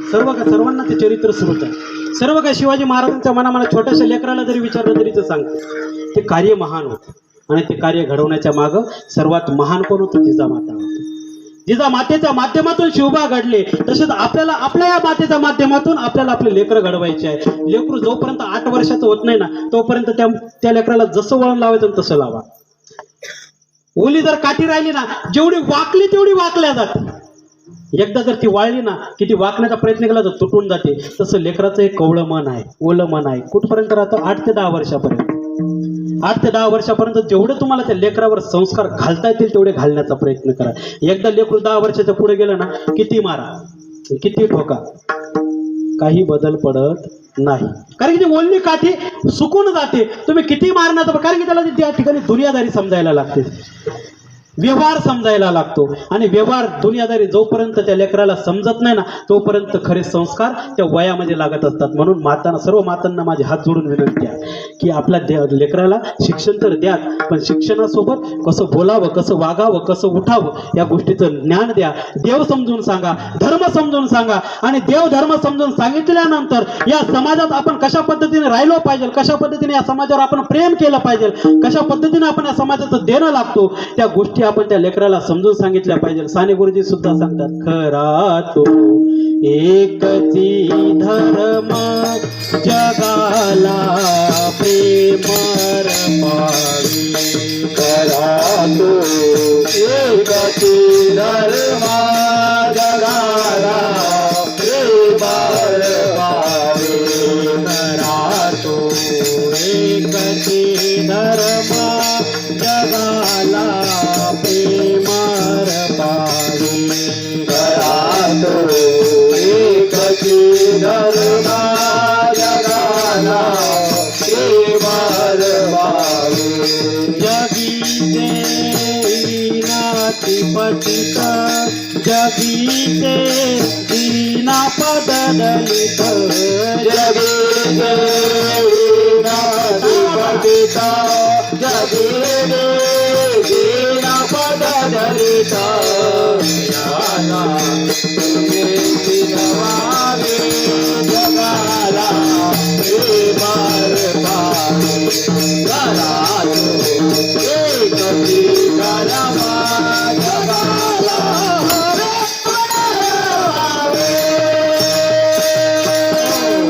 खरा तो एकच धर्म जगाला प्रेम अर्पावे. धर्म खरा धर्म काय? समन्वयाने वागावं, जगाला प्रेम अर्पावं. आपल्या समोर असलेल्या माणसाला आपण कशा पद्धतीने सन्मान दिला पाहिजे, कशा पद्धतीने त्याच्याशी बोललो पाहिजे याचं ज्ञान आपल्याला येणं गरजेचं आहे. संत तुकोबाराय सांगतात, ठेविले अनंत तैसेची राहावे, चित्त असू द्यावे समाधान. जसं आपल्याला त्या परमेश्वराने ठेवलेलं आहे ना, प्रत्येकाची कुंडली ती वरतून लिहून आलेली असते. प्रत्येकाचं भाग्य त्या परमेश्वराने तयार केलेलं असतं आणि त्या भाग्याच्या वरती कोणाला काही मिळत नाही. किती हातपाय आपटा तुम्ही, किती हातपाय आपटा, तुमच्या भाग्यात जेवढं लिहिलंय तेवढंच तुम्हाला मिळणार. किती प्रयत्न केला पण आपण त्या गोष्टी विसरून जातो. आपण मोहाच्या मागे लागतो. फक्त मिळवावं मिळवावं मिळवावं मिळवावं, फक्त घेण्याचा प्रयत्न करत असतो की आपण मिळाला पाहिजे, पण देण्याचा प्रयत्न कधी करत नाही. परमेश्वराच्या ठिकाणी आपल्याला दान केलं पाहिजे की आपण काहीतरी आपण त्या परमेश्वराचं देणं लागतो. आपण तर घेऊन काही आलो नाही, दिलं त्या परमेश्वराने, मग आपण त्या परमेश्वराचे उपकार कशा पद्धतीने फेडले पाहिजे. एक राजा असतो, माणूस असा विचित्र प्राणी आहे, शांततेत बसला ना वेगवेगळ्या पद्धतीचे विचार मनामध्ये येतात. जे ज्याच्या संकल्पनेत नसतात असे विचार माणसाच्या मनामध्ये येतात. आणि राजा एकदम शयन कक्षामध्ये बसलेला असतो, त्याच्या मनामध्ये विचार येतो, अरे ही एवढी मोठी सृष्टी, या सृष्टीमध्ये अनेक प्रकारचे जाती आहेत, अनेक प्रकारचे धर्म आहेत, अनेक प्रकारचे ग्रंथ आहेत, अनेक प्रकारचे लोक आहेत. आणि आजकाल माणसं विज्ञान युग एवढं धावपळीचं झालंय ना, माणसाला माणसासोबत बोलायला वेळ भेटत. रस्त्याने चाललो, काय पाटील काय चाललं, बरं आहे चालले पाटील पुढं, पण परत प्रत्युत्तर करत नाही का तुम्ही कसे आहात, नाही करणार. पाटलाला फक्त बरे का, हां बरे चालले पाटील पुढं. पण त्या समोरच्या माणसाने आपल्याला विचारलं बरे का, आपणही त्याला विचारायला पाहिजे तुम्ही बरे आहात का. पण ती आज संस्कृती टिकली नाही, राहिली नाही. माणूस धावपळीच्या जीवनामध्ये अधिक गतिशील होत चाललेला आहे. म्हणजे राजाच्या मनात प्रश्न येतो की माणसाला माणसाकडे बघायला वेळ नाही. मग हा धर्म, हे ग्रंथ, हे देव, हे कसं काय समजणार माणसाला. आणि जर धर्म समजला नाही, देव समजला नाही, ग्रंथ समजले नाही तर माणसाच्या जीवनामध्ये कुठल्याच गोष्टीचं मोल राहणार नाही. ज्या गोष्टी माणसाला समजायला पाहिजे त्या समजल्या नाही तर काय गोष्टीचं मोल कसं काय राहणार आहे. मग त्या ठिकाणी तो एक सभा बोलवतो. सभा बोलवल्यानंतर सगळे प्रकांड पंडित बोलवतो आणि प्रकांड पंडित बोलवल्यानंतर सांगतो की हे सर्व ग्रंथ आहेत, हे जाती आहेत, धर्म आहेत, या सर्व धर्माचे ग्रंथ एकत्रित गोळा करा आणि त्याचा एक ग्रंथ बनवा, त्याचा सार बनवा, त्याचा सार गोळा करून एक ग्रंथ बनवा. पंडितांना विचार पडतो, अरे कसं काय, आता कसं बनवायचं एवढं? अरे का बनवू शकत नाही? तुम्ही ज्ञानी आहात, तुमच्याकडे ज्ञान आहे, तुम्ही ज्ञानी आहात, आम्ही तुमच्या ज्ञानाचं पूजन करतो, तुमचं पूजन नाही करत. या बाबांनी माझे मगाशी पाय पडले, त्यांनी माझे नाही पाय पडले. माझ्याकडे असलेल्या ज्ञानाचं, माझ्याकडे असलेल्या तत्वज्ञानाचे त्यांनी पाय पडलेला आहे. हा पोशाख माझ्याकडे जो साधू वेशाचा पोशाख आहे ना, त्याचे त्यांनी पाय पडलेला आहे. या माणसाचे पाय नाही पडले. मग आम्ही जर तुमचे पाय पडतो ना, तुमच्या ज्ञानाचे पाय पडतो. पंडित त्या ठिकाणी हार मानतात, जातात आणि बहुतेक कष्ट घेऊन मेन मुद्दे काढतात आणि एका ग्रंथामध्ये रूपांतर करतात. तो ग्रंथ घेऊन येतात. ग्रंथ बघितल्यानंतर राजाच्या मनामध्ये लालूच निर्माण होते, अरे बापरे, एवढा मोठा ग्रंथाचं कधी वाचन व्हायचं लोकांना? एक काम करा, या ग्रंथाचं छोट्या ग्रंथात रूपांतर करून, एका पेजवर रूपांतर करून आणा. पुन्हा विचार पडतो, अरे एवढ्या मोठ्या ग्रंथांचं एका ग्रंथामध्ये सार करता करता, त्याचं सर्व मुद्दे काढता काढता आम्हाला 6 महिने लागले. पुन्हा हार मानतात, पुन्हा निघून जातात. पुन्हा 3 महिन्यानंतर त्या एका ग्रंथाचं एका पेजवर रूपांतर करून आणतात. माणूस हा अत्यंत लालची प्राणी आहे. अपेक्षा कुठंच थांबत नाही माणसाच्या. थांबतात का अपेक्षा? थांबतात का? सांगा बरं. तुम्हाला गाडी भेटली, बंगला भेटला, थांबली का अपेक्षा? आपल्याकडे जर काहीच नसेल, समोरच्याकडे जर 2 व्हीलर आली तर आपल्याला वाटतं आपण 2 व्हीलर घ्यावी. आहे की नाही माणसामध्ये अपेक्षा? लगेच आपण काहीतरी कर्मधर्म संयोगाने 2 व्हीलर आपल्याकडे येते. समोरच्याकडे 4 व्हीलर आली का आपल्याला वाटतं आपल्याकडे 4 व्हीलर यावी. समोरच्याने 2 एकर शेत घेतलं का आपल्याला आपण 4 एकर शेत घ्यावं. माणसाच्या अपेक्षा कुठं थांबत नाही. त्या परमेश्वराने आपल्याला दिलंय आणि त्याच्यात आपण समाधानी राहावं, ही माणसाची वृत्तीच नाही. अपेक्षा माणसाच्या कुठंच थांबत नाही. अपेक्षा विरहित माणूस आहे. अपेक्षा वाढत जातात. जशा जशा माणसाच्या अपेक्षा पूर्ण होत जातात तसं तसं माणसाच्या अपेक्षा वाढत जातात. आणि त्या ठिकाणी त्या राजाची त्या अपेक्षा वाढत गेली. मग तो म्हणतो एका पेजचं रूपांतर एका ओळीत करून आणा.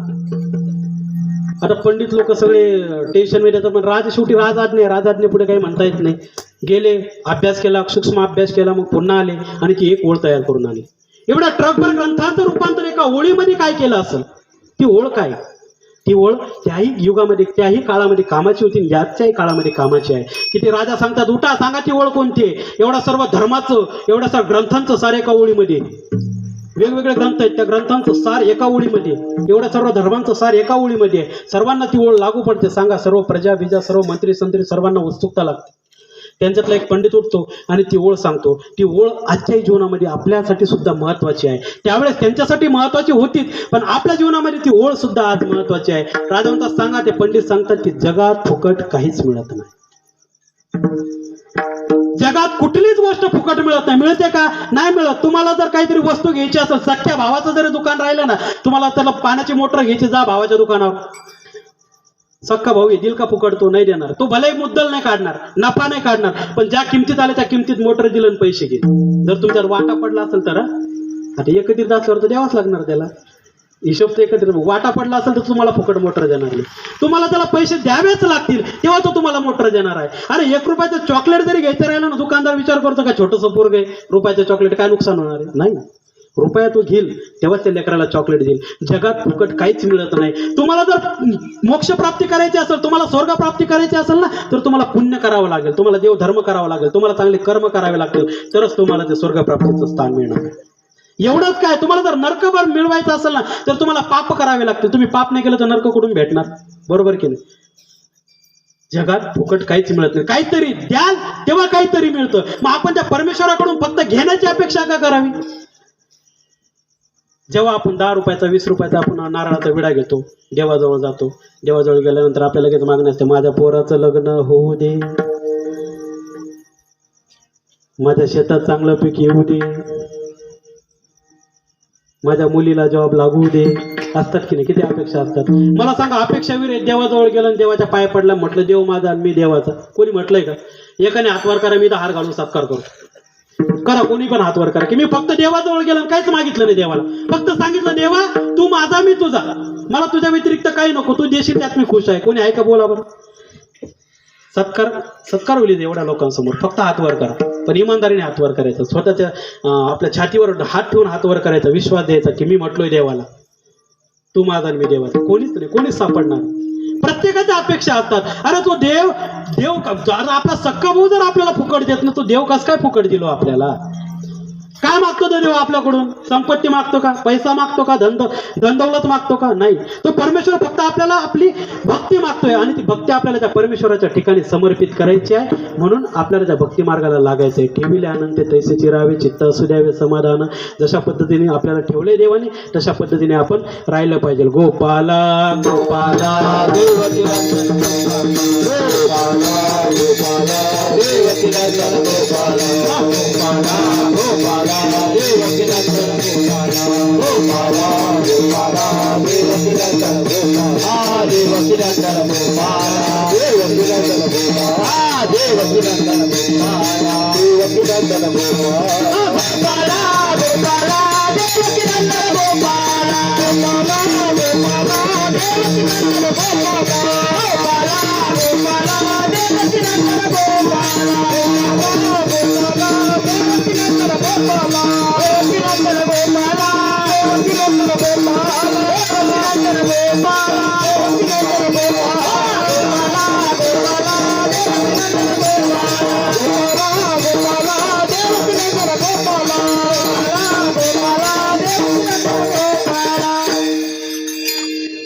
संत तुकोबरावे तिसऱ्या चरणामध्ये सांगतात, वाहिन उद्वेग दुःखाची केवळ उद्वेगा दुःखाची केवळ वाहिल्या उद्वेगा दुःखाची केवळ वाहिल्या उद्वेगा दुःखाची केवळ वाहिल्या उद्वेगा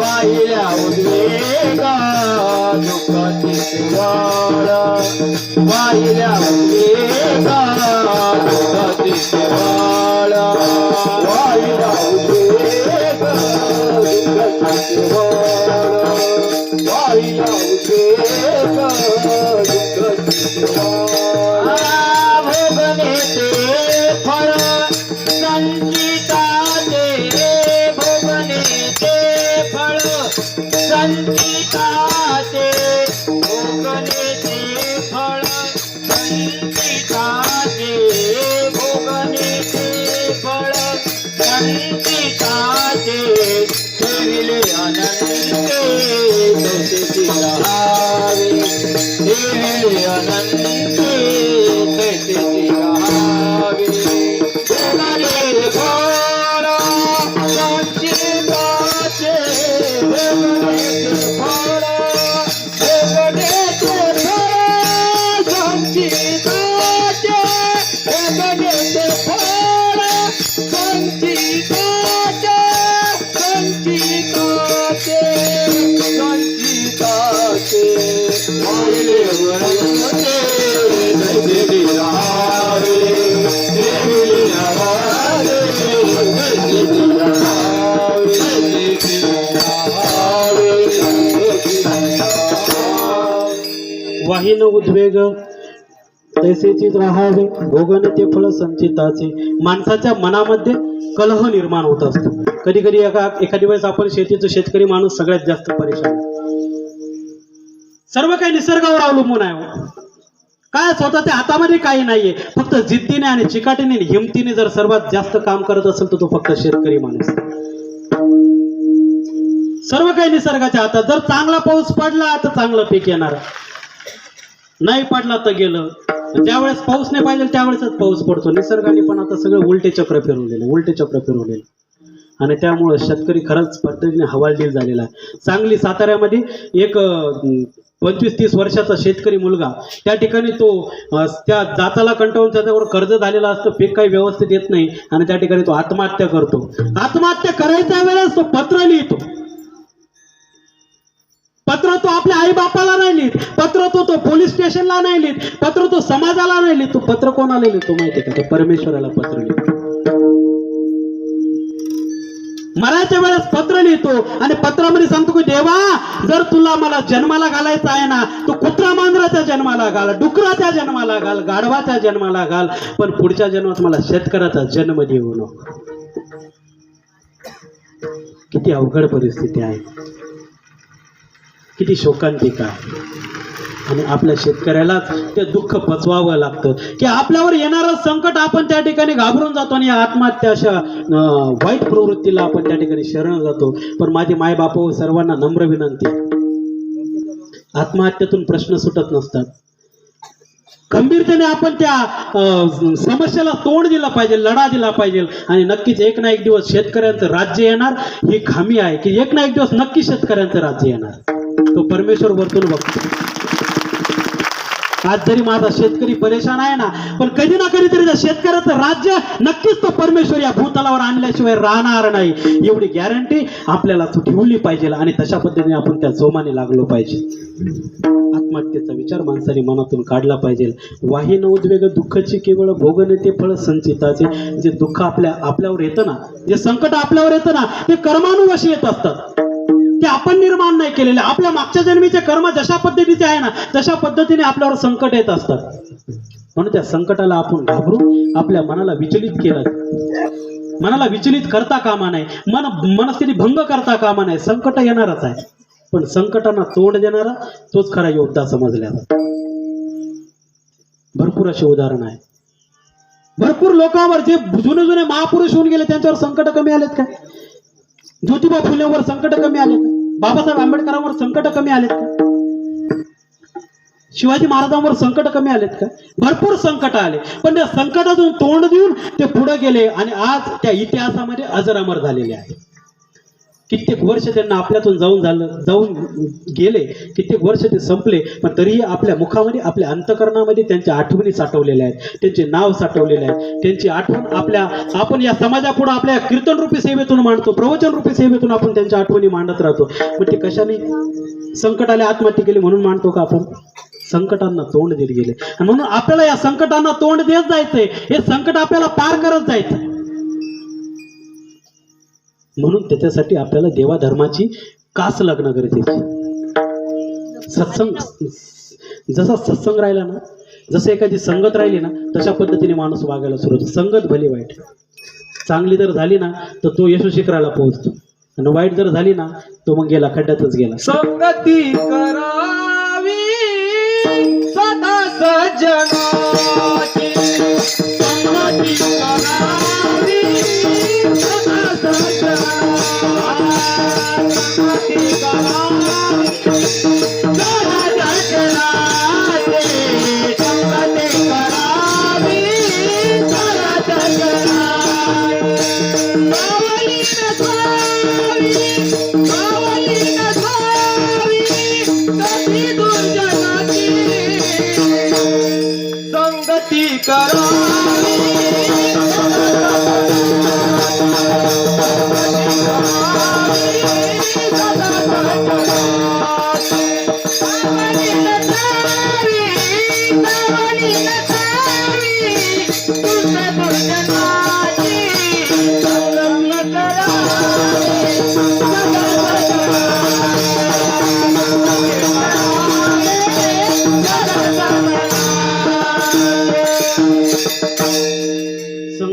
संगत गुण जेवढा चांगला राहील ना तेवढं माणसं प्रगतीवर जातात. देवाने आपल्याला आईबाप निवडावे का हे सांगितलेलं आहे. हे आपल्या हातात नाही. आईबाप निवडणं आपल्या हातात नाही, बाप भाऊ निवडणं आपल्या हातात नाही, काका निवडणं आपल्या हातात नाही, मामा निवडणं आपल्या हातात नाही. आहे का हातात आपल्या? कधी कोणाच्या पोटी जन्माला जो आहे का गॅरंटी? वरतून ठरवून येतो कमी सकाराम पाटलाच्या पोटात जन्माला जाणार आहे का? तो कधी डायव्हर्ट होऊन तुकाराम पाटलाच्या जन्माला जायला भरोसा आहे ना. माणसाच्या हातात आई बाप निवडणं नाही, सगळे सोयरे निवडणं आपल्या हातात नाही, पण आपल्या हातात एक गोष्ट निवडणं आपल्या अधिकारात आहे, आणि ती म्हणजे मित्र. मित्र आपल्या हातात निवडणं. आपण कशा पद्धतीने मित्र निवडला पाहिजे ते आपल्या हातात आहे. आणि संगतीचा परिणाम लय वाईट असतो. सवय माणसाची इतकी वाईट असते ना की खूप काही. एक कलेक्टर असतो, एक कलेक्टर, त्याला काय, त्याचं काय, आता एवढा मोठा पदावर माणूस, तुम्ही म्हणता कलेक्टराचं लग्न कसं काय होते, पण त्याचं लग्नच होत नव्हतं, त्याचे गुणच जुळत नव्हते. आता काय करावं? देवाजवळ गेला, देवाजवळ गेल्यानंतर त्या देवाला विडा ठेवला.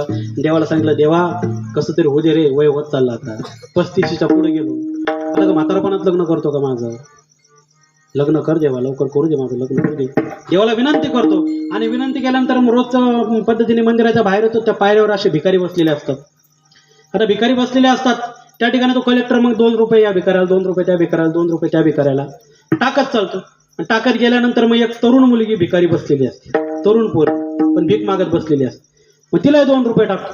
आता तरुणीकडे बघितल्यानंतर त्याला वाटतं अरे तू भीक मागते, एवढी तरुण पोरगी तू भीक मागते, काय करू, दिवसच माझे तसे आले माझ्यावर. मग एक काम करते का, माझ्याशी लग्न करते का. आता भिकारी पोरगी तर लग्नाला पोरगीच भेटेल, मग काय करावं. भेटली कशी तरी ती तयार, मी कलेक्टर आहे करशील का माझ्यावर लग्न. अरे तिथे एका पायावर उभा राहिली, कलेक्टरशी लग्न म्हणजे काय. हा चालेल ना, मी करेल ना लग्न. मस्तपैकी दोघांचं लग्न होतं. दोघांचं लग्न झाल्यानंतर मग त्या एवढी सगळी मंडळी, आई बाप भाऊ बहीण सगळे त्या मुलाचे त्या कलेक्टरचे बसलेले आणि ते नाव घेण्याचा कार्यक्रम असतो बघा लग्न झाल्यावर. ते कधी असतं ते काय मला माहीत नाही, पण असतो बा असं मला वाटतं. नाव घेण्याचा कार्यक्रम कधी कधी व्हिडिओतून बघतो आपण, ते उखाणे वाखाणे म्हणतात. मग ते नाव घेण्याचा कार्यक्रम असतो. मग पोरगी बसती, पोरगा बसतो, कलेक्टर मस्त एवढं श्रीमंत घर सगळे, सवय काही माणसाची जात नाही बघा. मग त्यातली एक बाई म्हणते घे ग बाई नाव घे. मग ती म्हणती गरम गरम दूध त्याच्यावर गरम गरम साय. काय गरम गरम दूध त्याच्यावर गरम गरम साय. मी कलेक्टरची बायको झाली, अर्धी भाकर वाडग माय. मी कलेक्टरची बायको झाली, अर्धी भाकर दे ग माय. म्हणजे भीक मागायची सवय काही गेली नाही, कलेक्टरची बायको झाली. पण तिला विसर पडला की भीक मागायची सवय आपली काही गेली नाही. म्हणजे या ठिकाणी सांगायचं तात्पर्य एवढंच की आपल्याला संगतीचा गुणधर्म कशा पद्धतीने लागतो. माणूस ज्या ज्या सवयीमध्ये राहतो ना त्या त्या सवयीमधून माणूस वागल्या जातो. त्याला ते ठिकाण कळत नाही, त्याला ती परिस्थिती कळत नाही. आपण कलेक्टरची बायको झालो, एवढ्या मोठ्या घरात गेलो, मग भीक मागायचं का, अर्धी भाकर मागणं सगळं तोंडात बुडालं. तिने सांगितलेलं नव्हतं घरात, सगळ्यांना आश्चर्य वाटलं. सांगायची गोष्ट हीच की बुवा सवयीचा परिणाम काय, संगतीचा परिणाम काय. जशी संगत जशी पद्धतीने लागली ना तशा पद्धतीने तो माणूस चालतो. संगत करे बडो की तो बडत बडत जे आहे, संगत करे गदो की धोधो लाता. जशी संगत तुम्ही कराल ना तसे संगतीचे गुणधर्म तुमच्यात उतरत जातात आणि तुम्ही तसे यश शिखराला पोहोचत जातात. आणि दारुड्याजवळ गेल्यावर मग काय, दारुड्या गेल्यावर चांगली संगत लागेल का सांगा बरं. आपण दारुड्याला सुधरू शकत नाही, तो उलट आपल्याला बिघडवण्याचं काम लवकर करतो. दारूचा प्रकारच तसा आहे. एका वाघाशी पोपटाने दोस्ती केली. पोपटाने दोस्ती केली डुकराशी. दोघं एकमेकाचे सख्खे पक्के मित्र झाले. तर योग असा आला की वाघ एका दिवशी गेला, पोपटही मेला आणि डुकरही मेला एकाच दिवशी मेला. मग त्यांना ते एका खड्ड्यामध्ये पुरवण्या गेले. तिघाला एकाच खड्ड्यात पुरवलं. आता कधी माणसं थोडी, तिघ एक डुक्कर मित्र होते मग त्यांना एकाच खड्ड्यात पुरवलं गेलं. आणि त्या खड्ड्यावर उगवलं मोहाचं झाड. तर मोहाचं झाड त्या खड्ड्यावर उगवल्यानंतर मग त्या ठिकाणी त्या मोहाचे काय होते, औषध होते का मला माहित नाही बरं का. औषध होते काय होते, अरे सांगा. तुम्ही सांगितलं म्हणजे तुम्ही पिता असं नाही बरं का, फक्त विचारतोय तुम्हाला. मोहाची काय होते, दारू. ते मोहाची दारू झाली, दारुड्यानं दारू पिली. पहिला ग्लास पिला, पोपटासारखी बडबड झाली सुरू, बडबड बडबड बडबड बडबड. दुसरा ग्लास पिला, वाघासारखा डारकाळा फोडाला. समोर आला तर कापून टाकेन, चिरून टाकेन, मारून टाकेन, करत तर काहीच नाही. तिसरा ग्लास पिला आणि डुकरासारखा नाल्यामध्ये लोळायला लागला, मातीमध्ये लोळायला लागला. म्हणजे गुणधर्म ते उतरले. पहिला ग्लास पिल्यावर पोपटासारखे बडबड, दुसरा ग्लास पिल्यावर एकदम डेअरिंग दाखवायची. ताकद तर कवडीची नाही, एक फटका मारला तर उठणार नाही, पण कापून टाकेन, चिरून टाकेन, मारून टाकेन. आणि तिसरा ग्लास पिला की डुकरासारखा लोळायला सुरुवात. संगतीचा परिणाम आहे. संगत जशा पद्धतीने राहिली तशा पद्धतीने माणूस चालत जातो, तशा पद्धतीने माणूस वागत जातो. म्हणून जीवनामध्ये संगत चांगली असणं गरजेचे आहे. तुमच्या जीवनामध्ये काही तुमच्या हातात नाही, पण मित्र निवडणं तुमच्या हातात आहे. तरुण मंडळीला मला हात जोडून विनंती, तुम्हाला खरं सांगायचं, तरुण मंडळी जरी इथं असेल ना, आज पण तसं 70-80% तर म्हातारेच आहे, 20-30% मला तरुण दिसत आहेत. पण ते माग असल्यामुळं पण ते पण दिसत नाही, सगळे म्हातारेच नजरेला समोर पडतात. आणि माझं प्रबोधन आहे, मला तरुण पिढी घडवायची माझी इच्छा आहे की तरुणांनी घडलं पाहिजे, तरुणांनी संगत तशा पद्धतीने केली पाहिजे आणि तरुणांनी तशा पद्धतीने वागलं पाहिजे. जर संगत चांगली असली तर सर्व गोष्टी शक्य होतात. म्हणून जीवनामध्ये संकट जर येतात ना, त्या संकटाला घाबरायचं नाही.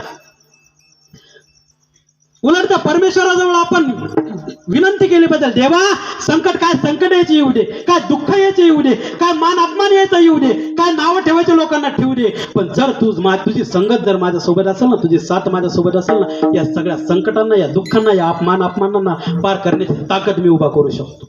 देवाला आपण विनंती केली.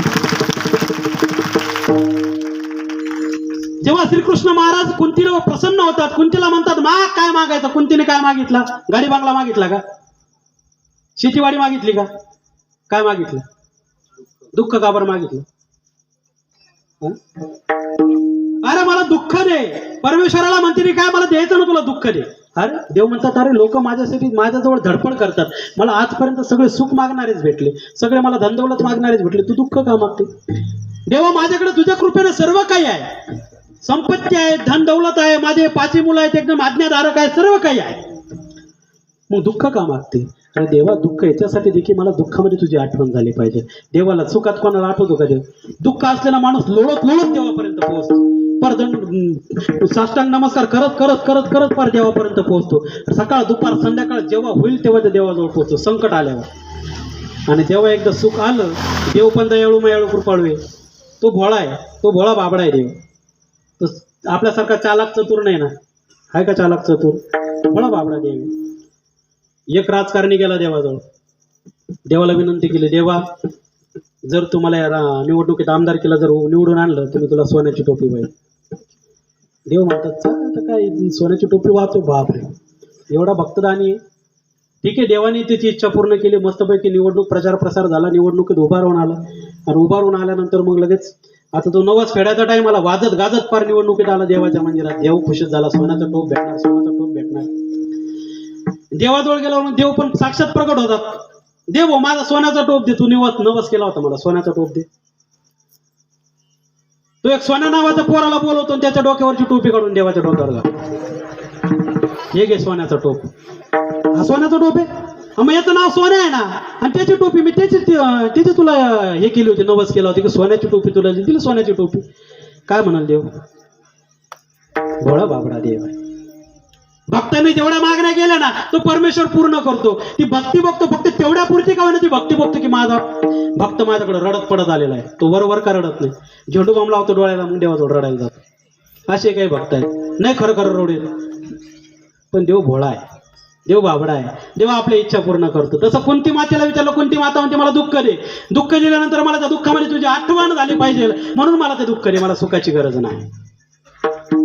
म्हणून माणसाच्या जीवनामध्ये सुख हे आपल्या कर्मधर्म प्रारब्धाने आपल्याला ते सुख मिळणार आहे. पण देवाला काय मागायचं? दुःख मागायचं आहे. देव खरंच दुःख देणार आहे का? सुख के सब साथी दुख मेरा कोई,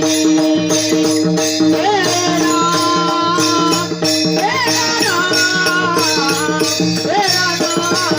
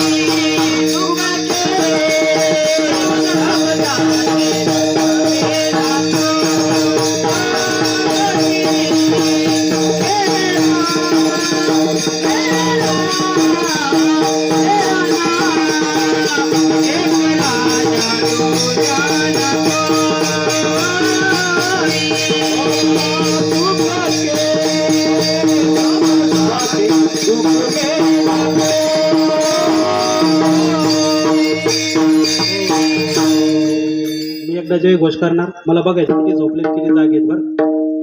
श्री कृष्ण महाराज की जागे जागे. ते टाळ्या वाजवून मला दिसत नाही टाळ्या कोण वाजवतो कोण नाही. म्हटलं जय घोष करून बघावं किती जागे किती झोपले कळलं तरी. चला चांगली गोष्ट आहे. या ठिकाणी तिसरं चरण वाईन उद्वेग दुःखाचे केवळ भोगने ते फळ संचिताचे शेवटच्या चरणावर आपण आता पोहोचलेलो आहोत. उत्तरार्ध म्हणजे आपल्या समाप्तीकडे आपण पोहोचलेलो आहोत.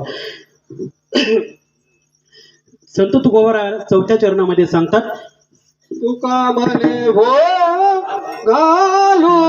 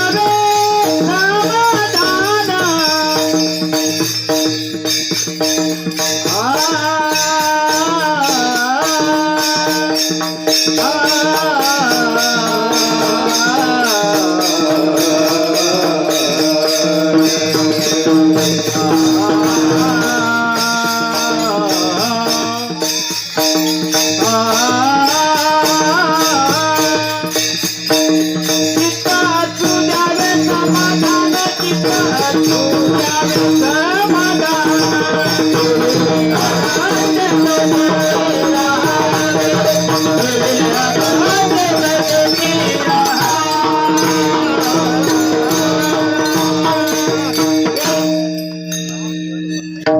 मने घालू तयावरी भार वाहू हा संसार देवा पायी.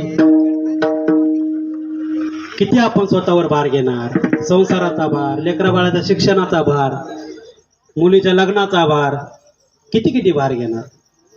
सगळंच भार जर आपण डोक्यावर घेतला तर देवाच्या डोक्यावर काय ठेवायचं? देवावरही काहीतरी आपण जबाबदाऱ्या टाकल्या पाहिजे. देवालाही सांगितलं पाहिजे की हा माझा संसाराचा जो भार आहे ना, कधीतरी तू थोडं कमी करण्याचा प्रयत्न कर. घरी बसून कमी होणार आहे का? नाही होत. त्याच्यासाठी पहिल्या चरणामध्ये सांगितलेली ती गोष्ट आपल्याला करणं गरजेचे आहे. भक्ती करणं गरजेचे आहे. त्या परमेश्वराला भक्तीच्या माध्यमातून आपल्या संसाराचा भार उचलण्यासाठी त्या परमेश्वराला आपल्याला विनंती करायची आहे. आणि हा संसाराचा भार आपल्याला त्या परमेश्वराच्या चरणी आपल्याला तो समर्पित करायचा आहे. आणि त्या समर्पित केल्यानंतर तो परमेश्वर आपल्याला जसं हवं तशा पद्धतीने आपला भार उचलण्याचा प्रयत्न त्या ठिकाणी तो परमेश्वर करतो. सगळं का जर आपणच घेत राहिलो, सगळं जर आपणच करत राहिलो तर कसं व्हायचं? आजकाल मानपानाचं लय राहतं बरं का. प्रत्येक ठिकाणी मी, पुढं मी, प्रत्येक ठिकाणी मी. कशासाठी मी? काय गरज त्या मीची? त्या देवाच्या ठिकाणी जर आपल्याला तुमचं लग्न कार्य आहे, ठीक आहे, त्या ठिकाणी तुम्ही मान सन्मान घ्या, तो तुमचा अधिकार आहे. पण परमेश्वराच्या कार्याच्या ठिकाणी, धर्माच्या कार्याच्या ठिकाणी आपल्यामधला मी पण आपल्या घरात सोडून द्यावा लागतो आणि मग त्या परमेश्वराच्या ठिकाणी यावं लागतं. जो मी पण घरात सोडून त्या परमेश्वराच्या ठिकाणी आला ना, तो सर्वात प्रिय भक्त त्या परमेश्वराचा असतो. आणि जर मी पण घेऊन आलो, मला सन्मान नाही दिला, मला मान नाही दिला, मला असं नाही केलं, मला तसं नाही केलं, प्रत्येकाला त्या गोष्टी आपल्याला सर्व समभावाने कराव्या लागतात आणि मग ते कार्य कुठेतरी पूर्णत्वास जातं. म्हणून त्या परमेश्वरावर जर आपल्याला भार द्यायचा असेल ना, तर मी पण आपला पहिले घरी सोडा. मी पण घरी सोडल्याशिवाय तो परमेश्वर आपला होत नाही आणि माणूस मी पणातच जातो. मी हा शब्द आपल्या जीवनातूनच काढून टाका. जोपर्यंत तुम्ही मी हा शब्द आपल्या जीवनातून काढून टाकत नाही ना, तोपर्यंत तुम्ही या समाजामध्ये प्रिय होऊ शकत नाही, त्या परमेश्वराच्या ठिकाणी प्रिय होऊ शकत नाही. जन माणसांमध्ये जर आपल्याला प्रिय व्हायचं असेल ना, तर आपल्यामध्ये नम्रता असणं गरजेचे आहे. गोड शब्द बोला, माणसाचं बोलणं गोड असलं पाहिजे, माणसाचं वागणं गोड असलं पाहिजे, माणसाचं चालणं गोड असलं पाहिजे. आणि गोड शब्द जर असेल ना, जर घरातली बाई जर गोड असेल ना, घरातल्या बाईचं जर तोंड गोड असेल ना, माणूस किती विचित्र असू द्या, संसार वरतीच घेऊन जाणार. बाई अशी शक्ती आहे ना, ती संसार खड्ड्यातला वर आणते, नाही तर वर पोहोचलेला संसार खड्ड्यात सुद्धा घालते. बाई अशी नारी शक्तीच आहे.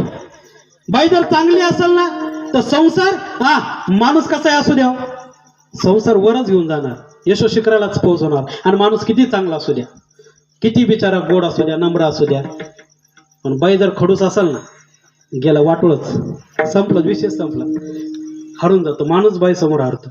म्हणून आपल्या घरामधली जी लक्ष्मी आहे ना, ती लक्ष्मी गोड असली पाहिजे. त्या लक्ष्मीच्या जीवावर हा संसार चालतो, त्या नारीच्या जीवावर हे सर्व काही चालतं. माणूस काय करतो? फक्त काबाड कष्ट करतो, घरात आणून देतो, बस.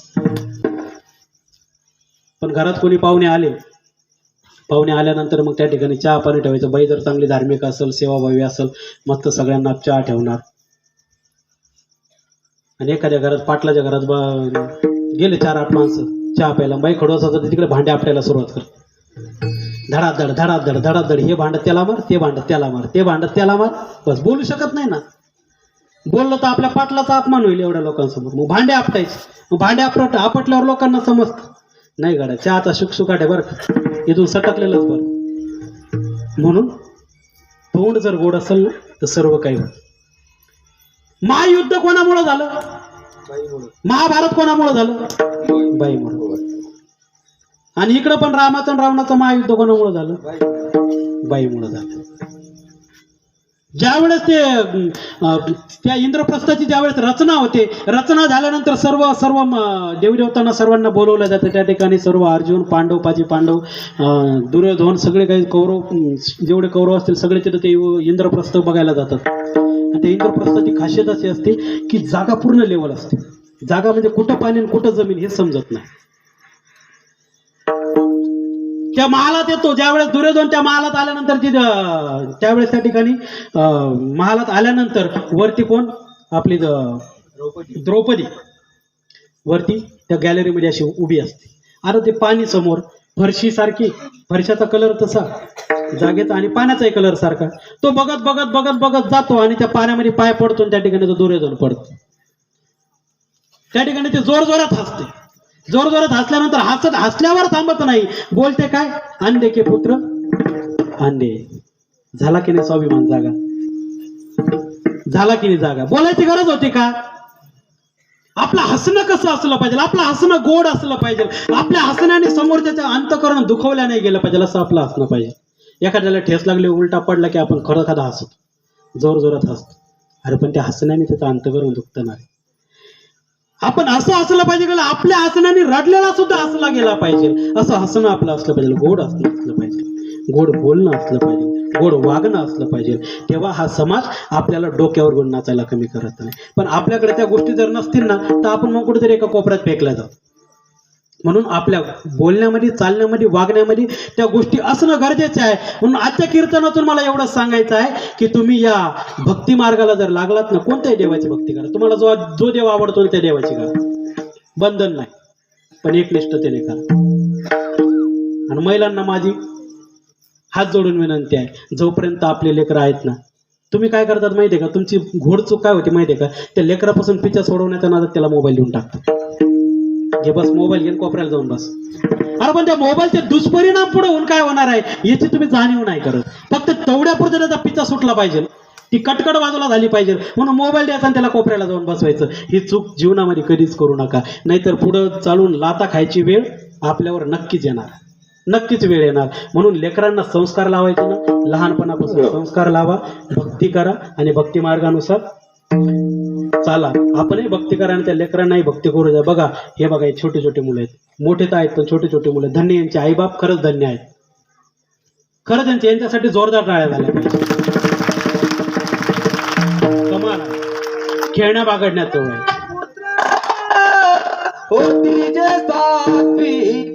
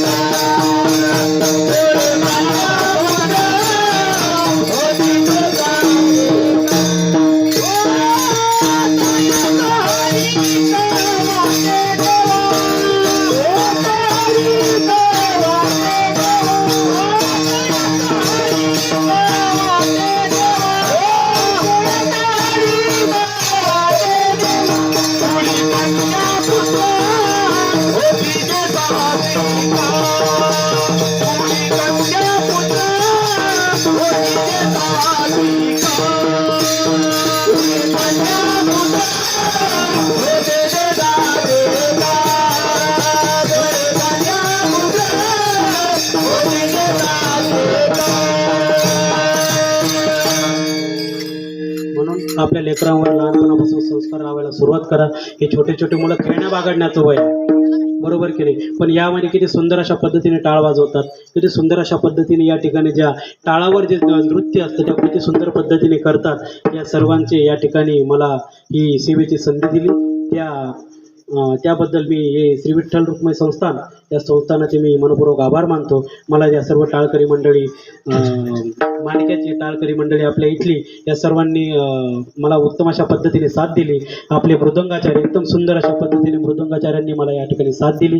आपले हार्मोनियम यांनी सुद्धा या ठिकाणी सुंदर अशा पद्धतीने साथ दिली. आणि सर्व आमचे गायन मंडळी, सर्व या ठिकाणचे सद्भक्त मंडळी, सर्व गावकरी मंडळी, सर्व माता माऊली, मला शांतपणे तुम्ही 2 तास झेललं, सहन केलं. मला मी म्हणणार नाही की तुम्ही माझं कीर्तन ऐकलं, मला सहन केलं. आणि मी तुमच्या मायबाप, मी तुमच्या मुलासारखा आहे. आणि मुलाचे गोड कौतुक बघण्यासाठी तुम्ही या ठिकाणी आलात. सर्वजणांनी या ठिकाणी उपस्थिती दर्शवली. सर्वांचा मी मनापासून धन्यवाद व्यक्त करतो, आभार मानतो. आणि सतत तुमच्या ऋणात राहू इच्छितो. आभार मानले म्हणजे या ठिकाणी ते नातं संपल्या जातं. मला आभार नाही मानायचे, मला तुमच्या ऋणात राहायचं आहे. तुमचं ऋण माझ्यावर राहिले पाहिजे आणि तुमच्या ऋणात मी राहू इच्छितो. म्हणजे वेळोवेळी आपला संपर्क पुन्हा पुन्हा आला पाहिजे ही ईश्वरचरणी प्रार्थना करतो. आणि या ठिकाणी कीर्तन सेवा संपली असं जाहीर करतो. गोपाला गोपाला